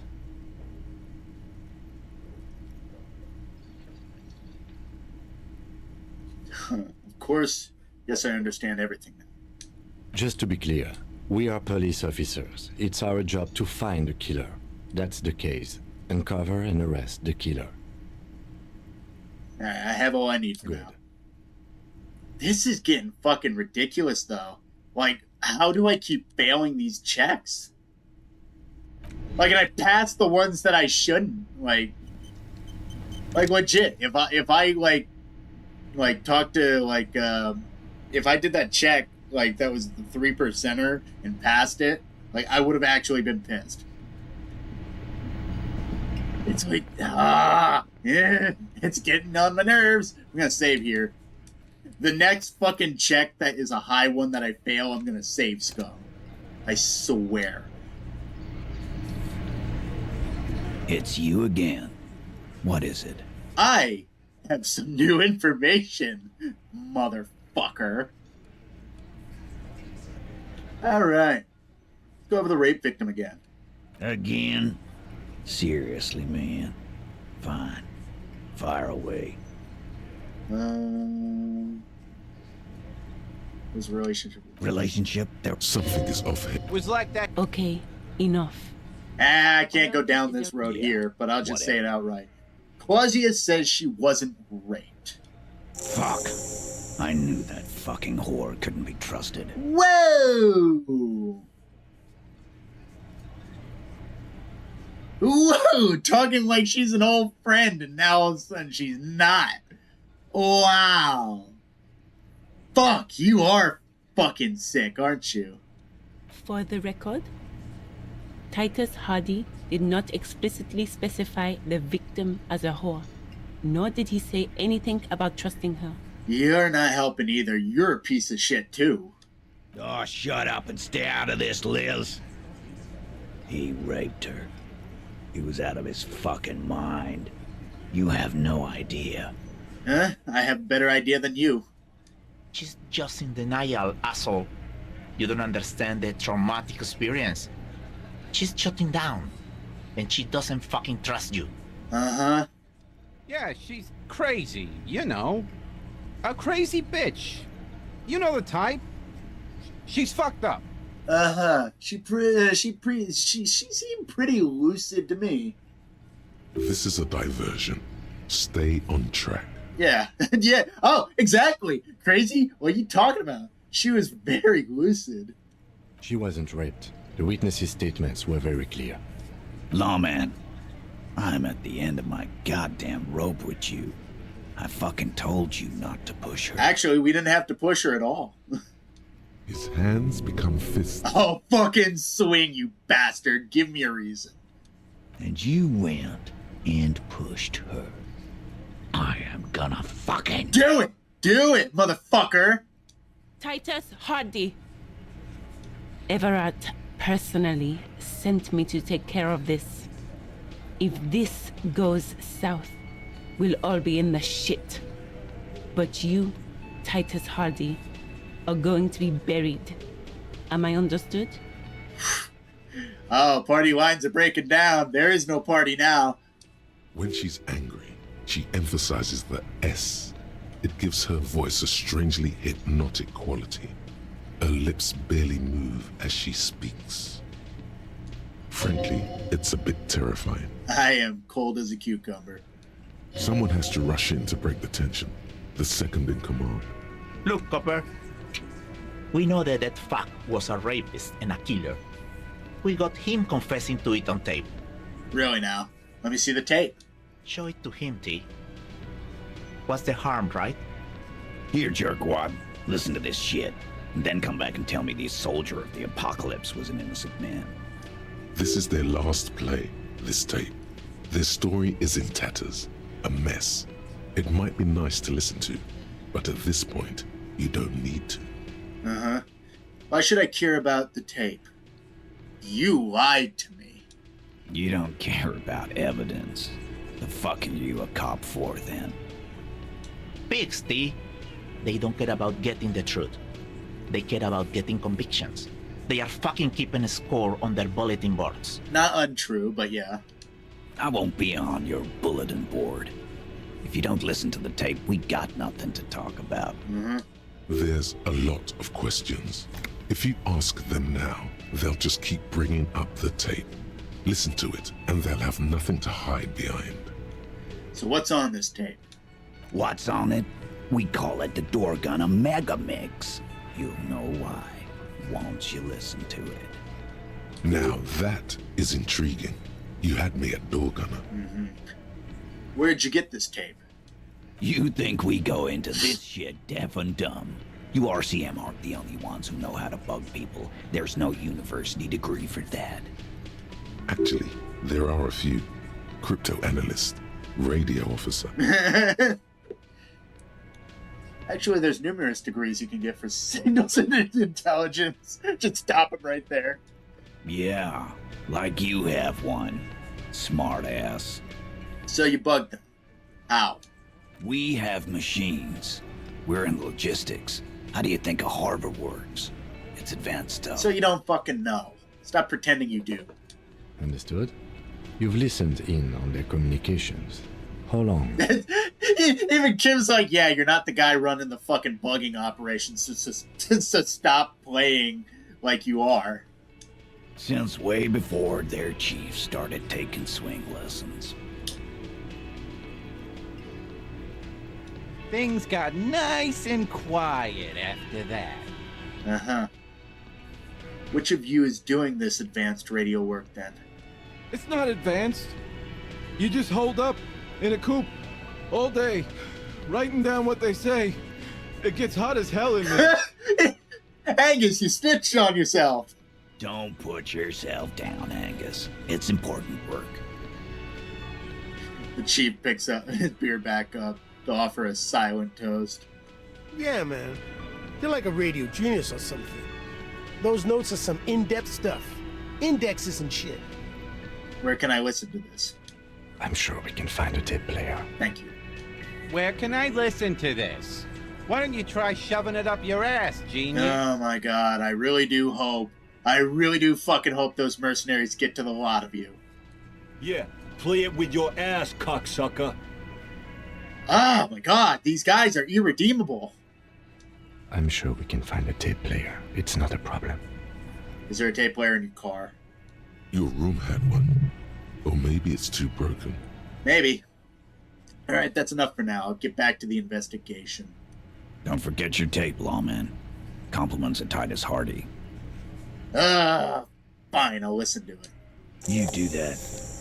Oh, and keep it.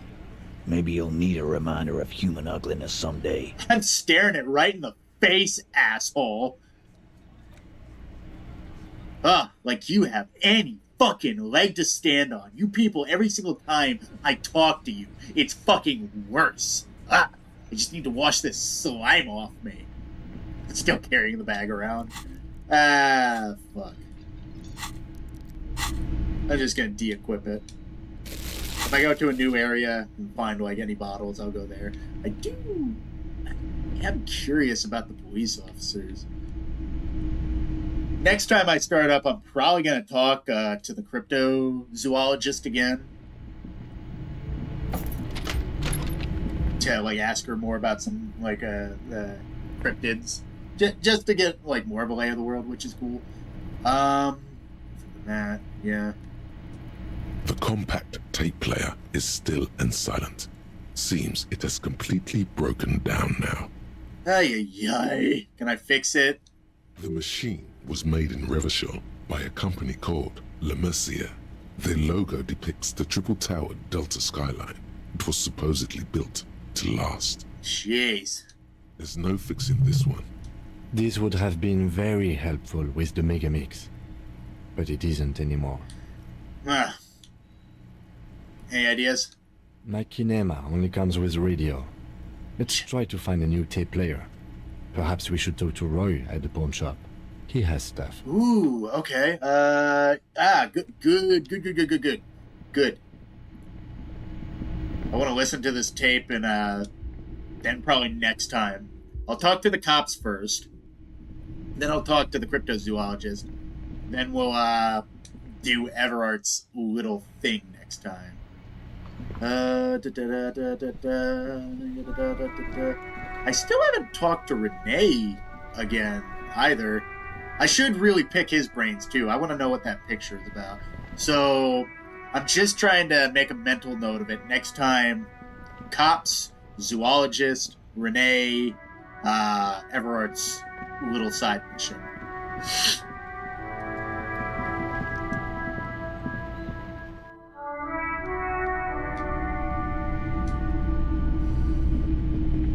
Hello. Let me know if I can help you with anything. Looking for a tape. Could have said tape player, but I stopped myself. Looking for something that plays a tape for police business. Yeah, we still have those boom boxes on the shelves. Can I just use them? The boomboxes wait on the shelves, and your boombox, that gold and amber Harmon Waushi, stares at you longingly with its tape reel eyes. I know I can afford it, but I want to save as much money as I can. Can I just play a tape on the boomboxes real quick? Sorry, man. I can't be giving out freebies. Never have, won't now. Can I at least get a discount on this boombox? A police discount? A discount? I do have to keep the lights on, man. It's 12 real. Please? Remember, he doesn't like music. He likes sounds. The Doorgunner Megamix is his type of tape. Certainly, he'd give you a discount if he knew you'd play something so experimental.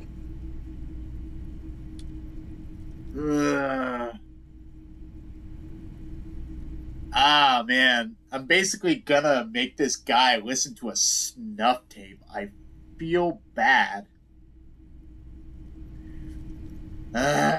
Fine, I'll do a conceptualization, but this is gonna make me catch hell. I'm not doing it for just any police work. I've got the Doorgunner Megamix here. An era-defining work. Let's do 4 real. 4 real is offensively low, but just this once. For the music, concrete, cop. Okay, he doesn't have to listen to it. Good. Hell yeah, let's do it. And here you are. Quality sound reproduction on the go. It'll play anything, wherever. Turn any tape into a conversation of sounds and shapes. You're my fucking homie, bro. Thank you. All right. Can I do anything with this yet? It's the ledger you found in I can open it. of papers Oh yeah. hanging from the board, with the permeables drawer inside. It's barely held together by a clip. Let's actually be totally honest. It's probably not going to open because it's a 72%. If it was like a 5%, I think I'd get the check, but unfortunately, fail. Just relax. Hey! The two sides of the board are slightly misaligned, like a drawer that's come off the slides. All you need to do is bend the plastic on your knee, slowly. These checks are so sporadic that it's actually giving me excitement every time I get them. I cannot turn it down for any of the checks that I actually pop. All right, fuck. I didn't even mean to do this. I wanted to listen to the tape first. Fuck it. Let's open this up. The slides snap back into place. It should be possible to just, slide the drawer open. Without resistance or sound, the two panels move against each other. The compartment is now open. Okay, what's inside? 2 ticket stubs and a handmade postcard. Pick up the ticket stubs. 2 octopuses are smiling, reaching their tentacles toward each other in the colored pencil drawings. The tickets permit access to the zoo in Revachol East. The aquarium costs extra. These let you go there, too. Oh. Oh? Fucking kill yourself, asshole. What the fuck? Close the permeables compartment. Okay, I don't know where this is going, but pick up the card. Thin wax paper has been glued to a piece of cardboard. Sounds like leaves rustling when you pick it up. You see violet flowers, floral patterns, patches of glue. Smell it first. It smells of chewing gum, apricot flavored. A touch of cinnamon, the end of summer. You think the label says tutti frutti. Open it. Familiar handwriting lines the inside of the card. Looped, round letters in a woman's hand. A young woman in her 20s. There is care, effort, and a smile, you think. Although that is not something you can read from someone's handwriting. Harry, it begins. You're already reading. I wanted to write you a letter so you can read it when you wake up. Maybe it will make you happy. Throw it away, please. But it will make me happy. Volition? What aren't you telling me? Outside, you hear the wind howl.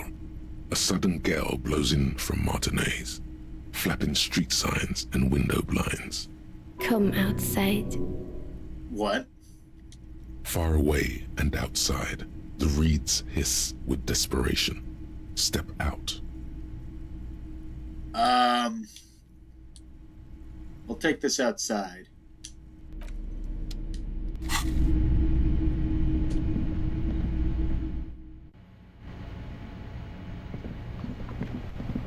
Okay. It's the ledger you found in the trash. Without resistance or sound, the 2 panels move against each other. The compartment is now open. Pick up the card again now that you're outside. Thin wax paper has been glued to a piece of cardboard. Open. Familiar a young woman in her... Harry, it begins. You're already... Throw it away. No. A merciful wind blows in from the Bay of Revachol, dusting the ground at your feet and raising newspapers far away. You feel the card slipping into it. Now that you're out, let go. Let go. What was that? Frisson covers your entire body. A feeling of cold, a persistent chill. I gotta read it. I gotta read it. Your hands shake, holding onto it.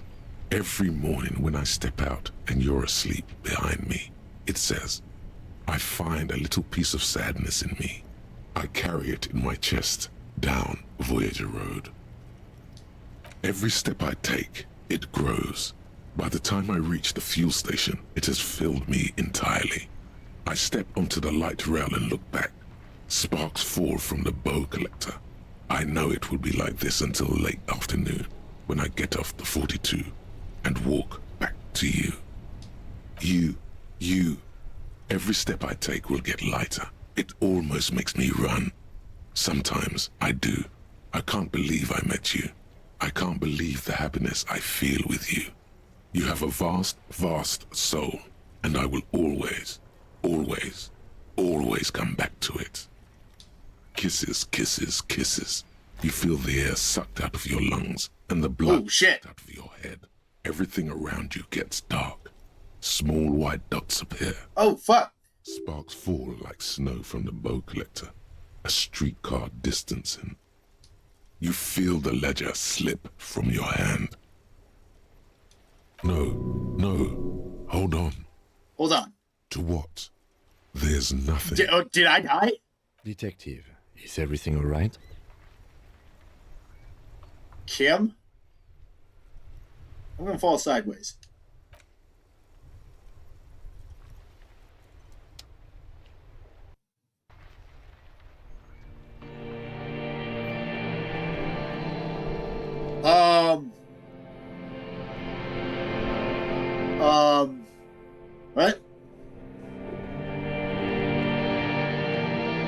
Wait, did I just... What? Is the game over? What? Did the game reset? What? There is nothing. No, this didn't put me back to the beginning, did it? Again. Wait. Nothing? Nothing sad, brother. No treachery, just blackout. Okay, just lie there passed out, so the game's not reset or over? Well, almost nothing. There is the ground below you, that's still there. And the small light that's on, fluttering, somewhere in the basal ganglia. Who's that? That's me. Blue eyes, that's me. And who was that? Who was what? He speaks of the sickening longing, the unwell emotion. Even in the darkness, he's grasping for it. Still trying to hold on to the great sorrows slipping in the water. Slimy. No, I was cool. I'm cool. The cool when you're dead, brother. Here in the paleo-mammalian cortex, we call it the shadow. Spooky. Because it's always there. Tell him. Tell him. Ah, yes. In the olfactory system, they call it the apricot chewing gum scented one. It's unhealthy of them to linger on it so. But as they say, what do you do? Smelled nice. It didn't smell nice. It smelled like betrayal. Was that the X something? The... Bloated corpse of the past resurfacing. Yeah, that. Don't prod at it. It will start moving again. Where's the Voyager Road? There is no Voyager Road. There are no roads, no houses, no lights in the windows. It's all on pause. So my name appears to be Harry. Your name is fuck all. Did you fucking quit it? It certainly ain't Harry. Then what is it? Your name is passed out on the ground, dragged around by one of the other evil apes. They're taking you somewhere. If it's Kim, he ain't fucking evil. You watch your fucking tone, Limbic. There was something about a bow collector, too. Yeah, man. What was that about? Enough. Just lie there motionless. You think they would let you? Until you disintegrate into biomolecules? No. Someone is breathing on your face now, inspecting your pupils, stupid idiot. What is that? It's cold. Yes, they're pouring something on you. It's in you. And it's... Water? It's delicious. Glowing lights on a dashboard emerge out of nothingness. Where am I? In the upholstered cabin of Lieutenant Kitsuragi's motor carriage, seated in the driver's basket. The air is thick with leatherworks and heavy fuel oil. Cold water runs down your chin. Drink. Water. Yeah, drink.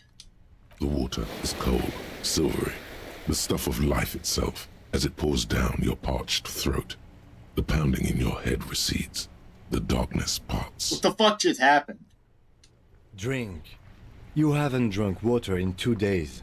Did you know the human body is not made to survive on alcohol alone? You need a secondary form of hydration. Yeah, I know, Kim, but I haven't drank alcohol in 2 days, too, so give me some fucking credit. Actually, beer and cider have loads of water in them. You're not helping rhetoric. The Franco-Nigerian centuries, the quality of water was so bad it was sometimes more hygienic to drink beer. But these are not the Franco-Nigerian centuries. We are in the present. It is safe to sometimes drink water here. Drink. With greedy gulps, you down half a liter of cold water. Some of it spills on the driver's seat. The lieutenant pays no heed to it. Sorry, Kim. What happened? I should ask you the same. You were reading your paperwork. Then you passed out. I carried you to my kinema to take you to a hospital. Then you came to. How long was I out? 10 minutes, maybe. Okay. I came in contact with burnt out ruins of the past, Lieutenant. I was dehydrated. It won't happen again. Fuck it. Start climbing out of the motor car. Nah, I came in touch with my past. Something bad happened. That does sometimes happen. Holy shit. He replies with such understanding, it's as if the burnt-out ruins of the past were an occupational hazard. Athlete's foot for cops. Shit, this is one bad case of it then. You dropped these. Are you okay to proceed? Let's solve this case. Good. The Ledger of Failure and Hatred is a special item that can be used both as an interactable and a tool equipped in your held slot for skill bonuses. Oh! Wait, what? Snow covers the white on blue police livery of the motor carriage. The white colors nearly meld together. Wait, why am I even thinking about this? Wasn't I supposed to... Do something important? Something murder-related? There's always something important. Doesn't mean you can't take a moment to admire this piece of machinery. This is a Caprice Kinema, the Caprice Motor Corps follow-up to their highly successful workhorse, Caprice 40, and the answer to the Lum's racing breed, Ferv series.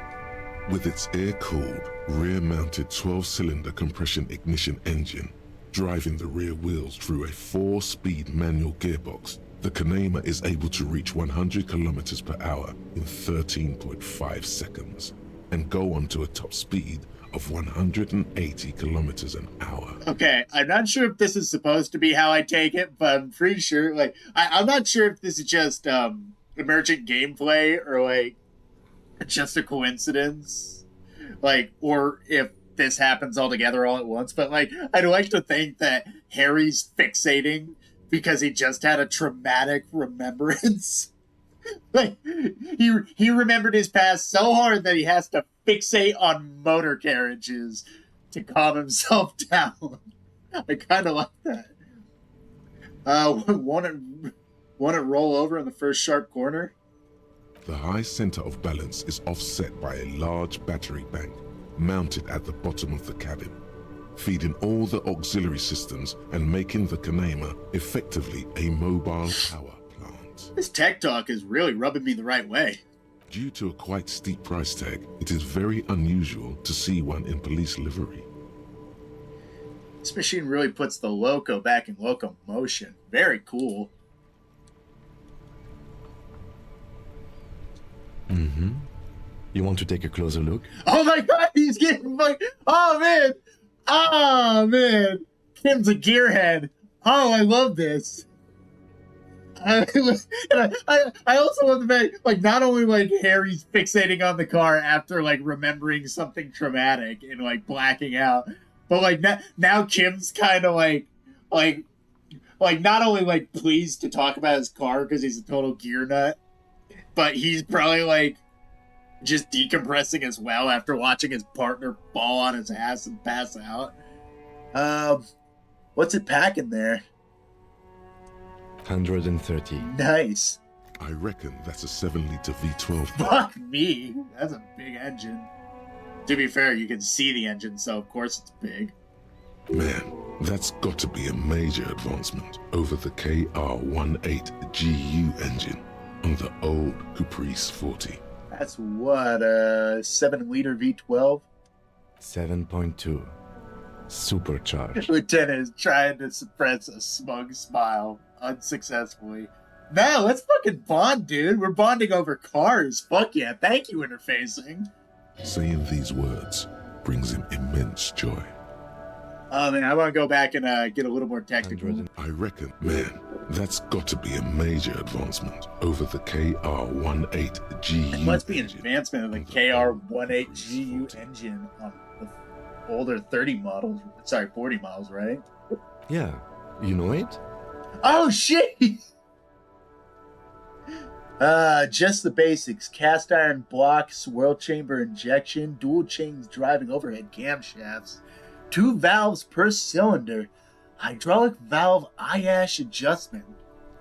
Some of those technical terms are obviously made up for the game, but like a couple of those are actually close to true car stuff. It's cool. Yes, that's right. I'm very impressed that you know these things. Fine machine. Fine machine. Run your hand over the smooth metal surface. Yes, an extraordinary machine. He loves his car. It's nice and all, but why so modest? Put some zing into it.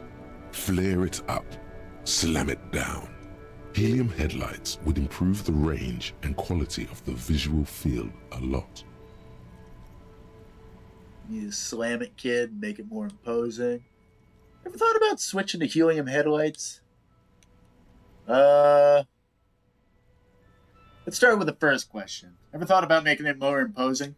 Sorry, I'm not following you. Lingo it up.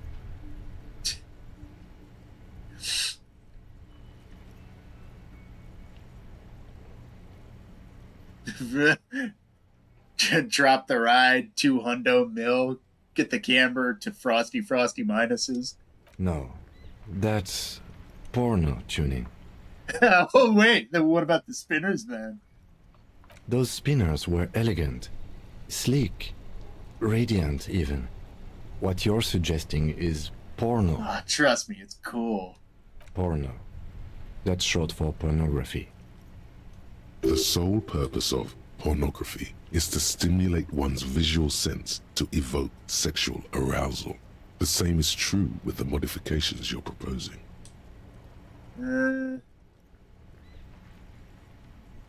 Pornography is something completely different, Kim.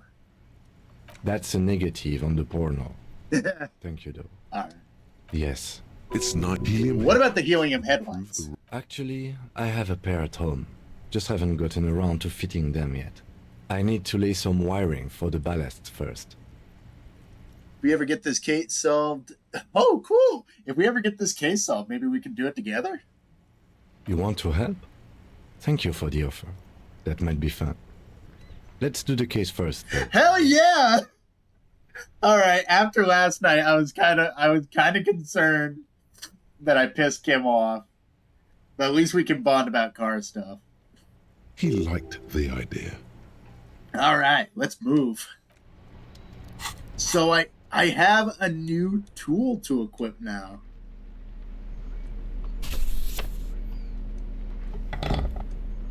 I want to put... let's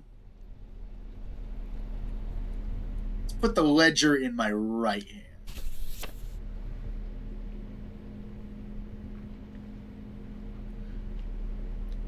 It's the ledger you found in the trash. A cabbage of papers hanging from the board. It takes about half an hour to piece one together. I can't do that yet. In the meanwhile, a bunch of sodden papers still sags from the clipboard. Without resistance or sound, the 2 panels move against each other. The compartment is now open. Inside, you stare at the card, willing your hand to move. It refuses. It's too much. Not a game. It's slightly, ever so slightly, difficult to breathe once you've done so. The drawer is locked. Blue ink drips from the white pages in your hand. So, the ledger, what does it do?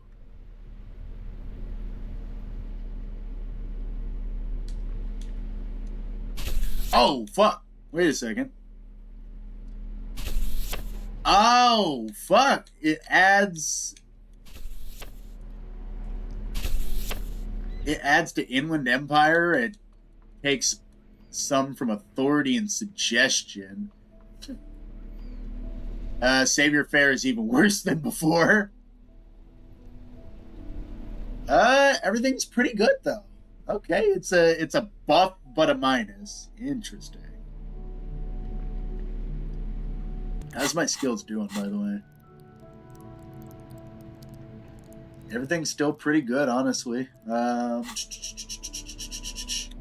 Alright. What? That is way bigger than I thought it'd be. I got a fucking boombox.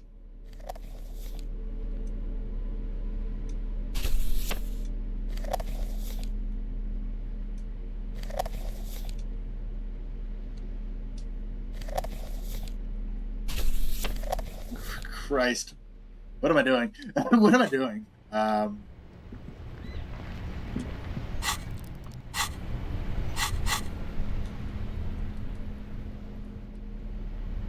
Equip this to play play tapes. Videotapes. The fuck am I talking about? There we go. Okay. The porter reel is just what you needed. The reels attach to the apparatus with a satisfying click. The tape is routed behind the magnetic reader. Play the tape. You push Command Set, and the tape starts spinning. Violent static and machine sounds fill the air. This isn't Revachol. This is a fucking village. I can almost see the elephants. The harbor. That's the son of a Kvalson crane. Okay. When this shit is done, I'm gonna tear that place up. Soldier of the Apocalypse style. Kill shit. Dogs and chickens too. Gonna run a room, Cordy. A real nice room. I don't give a shit. I'm fucking done. I'm done mentally. Who's that remind me of? I'll fucking do them all in. Rape that disco cunt on the counter. You know, the dance a whore upstairs. Do it Kohoi style. Never did get that taste out of my mouth. The lieutenant presses the button marked Arete on your porter reel. The tape stops spinning. What was that at the very end? Silence? End of recording. What do you think? It seemed authentic enough. Probably recorded off the shortwave, then edited to seem more incriminating. He sounded like he was on patrol around the harbor walls. He did say he was gonna do it. You can't edit words into someone's mouth.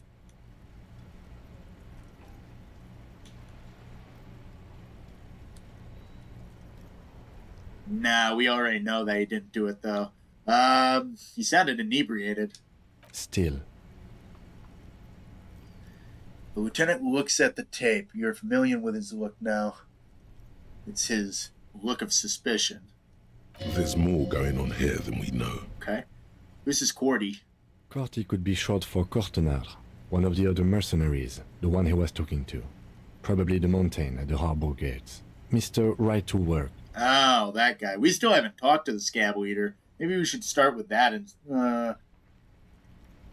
Nah, I'll still go down the line. Shit, that's gonna take up some time, though. Police, cryptozoologist, Renee, then... I guess the scab leader?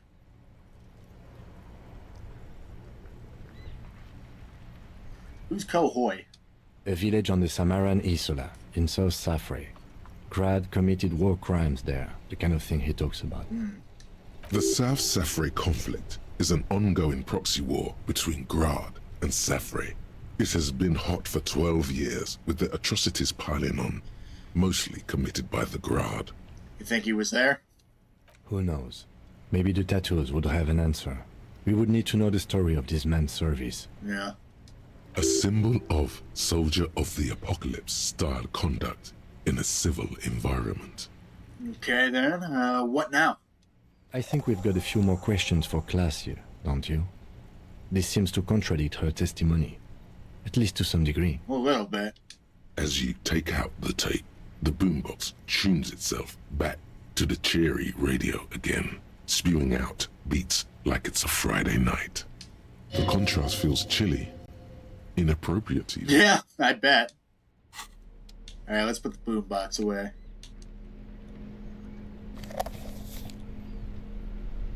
So does everything give you a buff or only certain things?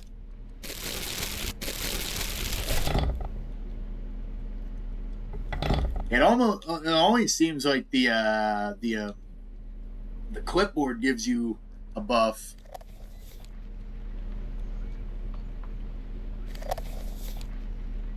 Interesting. Look at this. I look pretty fucking official now. But yeah, I'm gonna cut it off for tonight. That was fun. I learned a lot of stuff, but it also made stuff a lot more murky. Like, for the amount of excitement I got catching things, it's just, this game doesn't want to relent. It doesn't want to give up the mystery, which is good about a sort of mystery game like this. It's honestly better that it's trying to, like, keep things obscure. Because, like, the journey is the best part of it, but, like, the destination is still important. So I expect on repeat playthroughs, like, different styles of playthroughs and stuff like that, you'll get more details. Hell, even the schizo playthrough that you can do on PC by editing your save file and getting everything unlocked, that's got have a lot to it, too. But yeah, honest to God, like,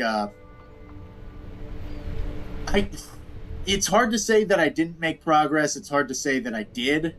I got somewhere. I got a little more of the mystery uncovered. But still, there's a lot to do. I mean, just look at, like, all the different, like, stuff that I still haven't done. Oh, is that's funny. The mission for the mission for the armor is gone. Okay, that's cool. That's very cool. It got removed when I couldn't do it anymore. I got a lot of points into Sorry Cop. Man, I do feel kind of bad for tripping him up the way I did, but like I said, curiosity killed the cat, basically. Oh, I can do the mirror again. Let's try it.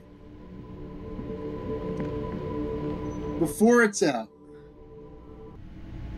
Let's go try it.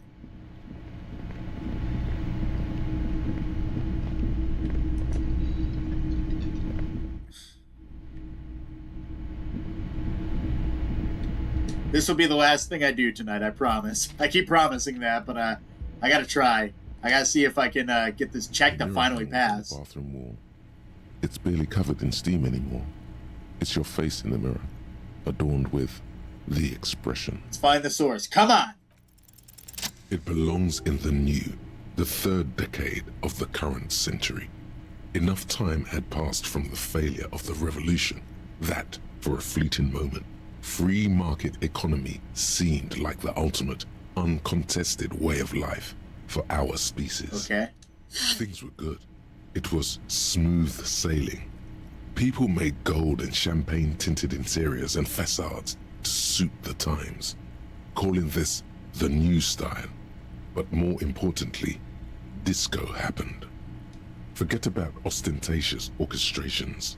For Revachol, your city, that meant only one thing. Guillaume le Million. If it doesn't rhyme, you're not pronouncing it right. Okay, drama. Out of the dazzling swirl of disco music, in an open-air boîte de nuit, somewhere in Revachol West, Guillaume's blonde mane appeared on the screen. He sang some bullshit. Then he made the expression. So I adopted it? Why?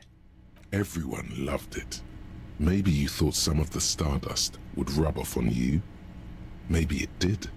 Either way, it's all gone now. Only the grimace remains. Like who I am? Why did I become a cop? Why did I drink myself into oblivion? You have some understanding of the near history of disco, plus the trivia you've picked up along the way. Episodic memory, however, remains in the dark. It may never return. You should prepare yourself for that. How long ago was the new? There is a vast ocean of time between right now and the expression. Looking good on you, or anyone. 2 decades, if the calendar is to be trusted. Humanity has run aground in that time. It's a different world now. The expression is a relic. I feel like I need to add a clicking sound when I make it. The click is used to spur on a horse. It also features heavily in Guillaume Lemillion's regional mega hit, Don't Worry, Your Pretty Little Head. Sometimes you like to add finger pistols to the mix, because, unlike Guillaume Lemillion, you are a police officer. It's your nifty little way to say, I'm armed and dangerous. Okay.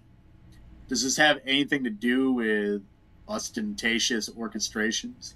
Not really. OO must have just stirred your mind. They're more like a disco rock band anyway. I guess that's that then. It doesn't have to be. You can swoon over Guillaume and his champagne cork smile whenever you want to. Maybe some of the stardust will return. Know the origin, no more steam. 8% though. Should I try to stop it? Let's see what happens if I do. I'll probably pass the check. It's like something snaps in you. A nerve ending. A thought. A sadness. Your face in the mirror is suddenly clean of the layer that had distorted it for God knows how long. Just like that, it's over. The running gag that your life had become. A sad old man looks back at you. Let the mirror be for now. A mirror hangs on the bathroom. I'm not making the expression anymore. I knew what it was, and I stopped it. All right. What a weird way to end the episode. All right. Harry's taking things seriously now, officially. I like that. All right, we're going to end it here for tonight. Man, oh man. A lot of stuff happened today. Got to finally interrogate Clausier. I was wondering why I couldn't talk to her for so long. Got to rub shit in Everart's face. Not too much to him, to a degree, but mostly Titus and Liz. Got to rub it in their fucking faces that I'm top dog around here. That I finally, am on the trail. The trail's hot. Some people might think it's going cold, but, until we reach the end of it, right now, we're screaming hot. We still got Clausier to question. We still got, those 2 officers to talk to. I'm just running this list down one more time for next time. I want to talk to Renee. I want to talk to the scab leader. Everart's quest isn't too important in my mind, but we should probably do it, just to, for one, get more info, but for 2, if there is even the slight possibility of me getting my gun back through him, it'd be nice to have. But other than that, yeah, very eventful. A little bit meandering in the beginning, but there was a lot of dialogue to get through because I was talking to Everhart for the first time. But yeah, we're getting places. We're getting good. But without further ado, I'm going to end it off for tonight. Thank you to anyone visiting, anybody dropping by, anybody who dropped by the stream for a quick second. I stream on Twitch, by the way. I do believe it's always usually linked in the description because I post these straight from Twitch into YouTube. I'm honestly shocked. I pinned a comment in the last video because it was 400 then, but then all of a sudden somehow it broke 1,000 views, and that's just crazy for me to think about. I never thought I'd get more than 20. So I do really appreciate people who've decided to join me on this journey. I'm not sure if it's just a flash in the pan. I wouldn't be too disappointed even if it were, but I really do appreciate everybody dropping by. 1,000 people is fucking nuts to think about. 1,000 people know my first name, know how I play games, and just have been following me along this journey. And Disco's a great game to follow along with. Like, don't let my playthrough be the only interaction you have with this game. Play it for yourself.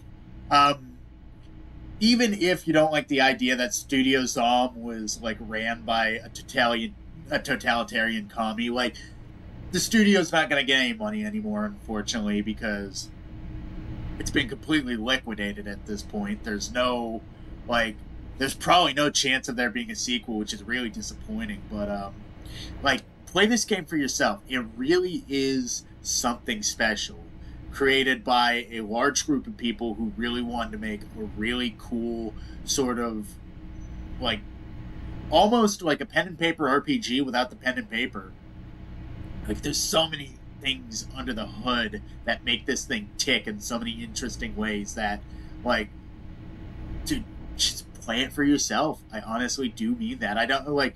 There's a lot of games where I understand some people would be like, I don't really want to play that, or it might not be my thing, or like this, that, and the third. And even I'm very cautious about the games I recommend.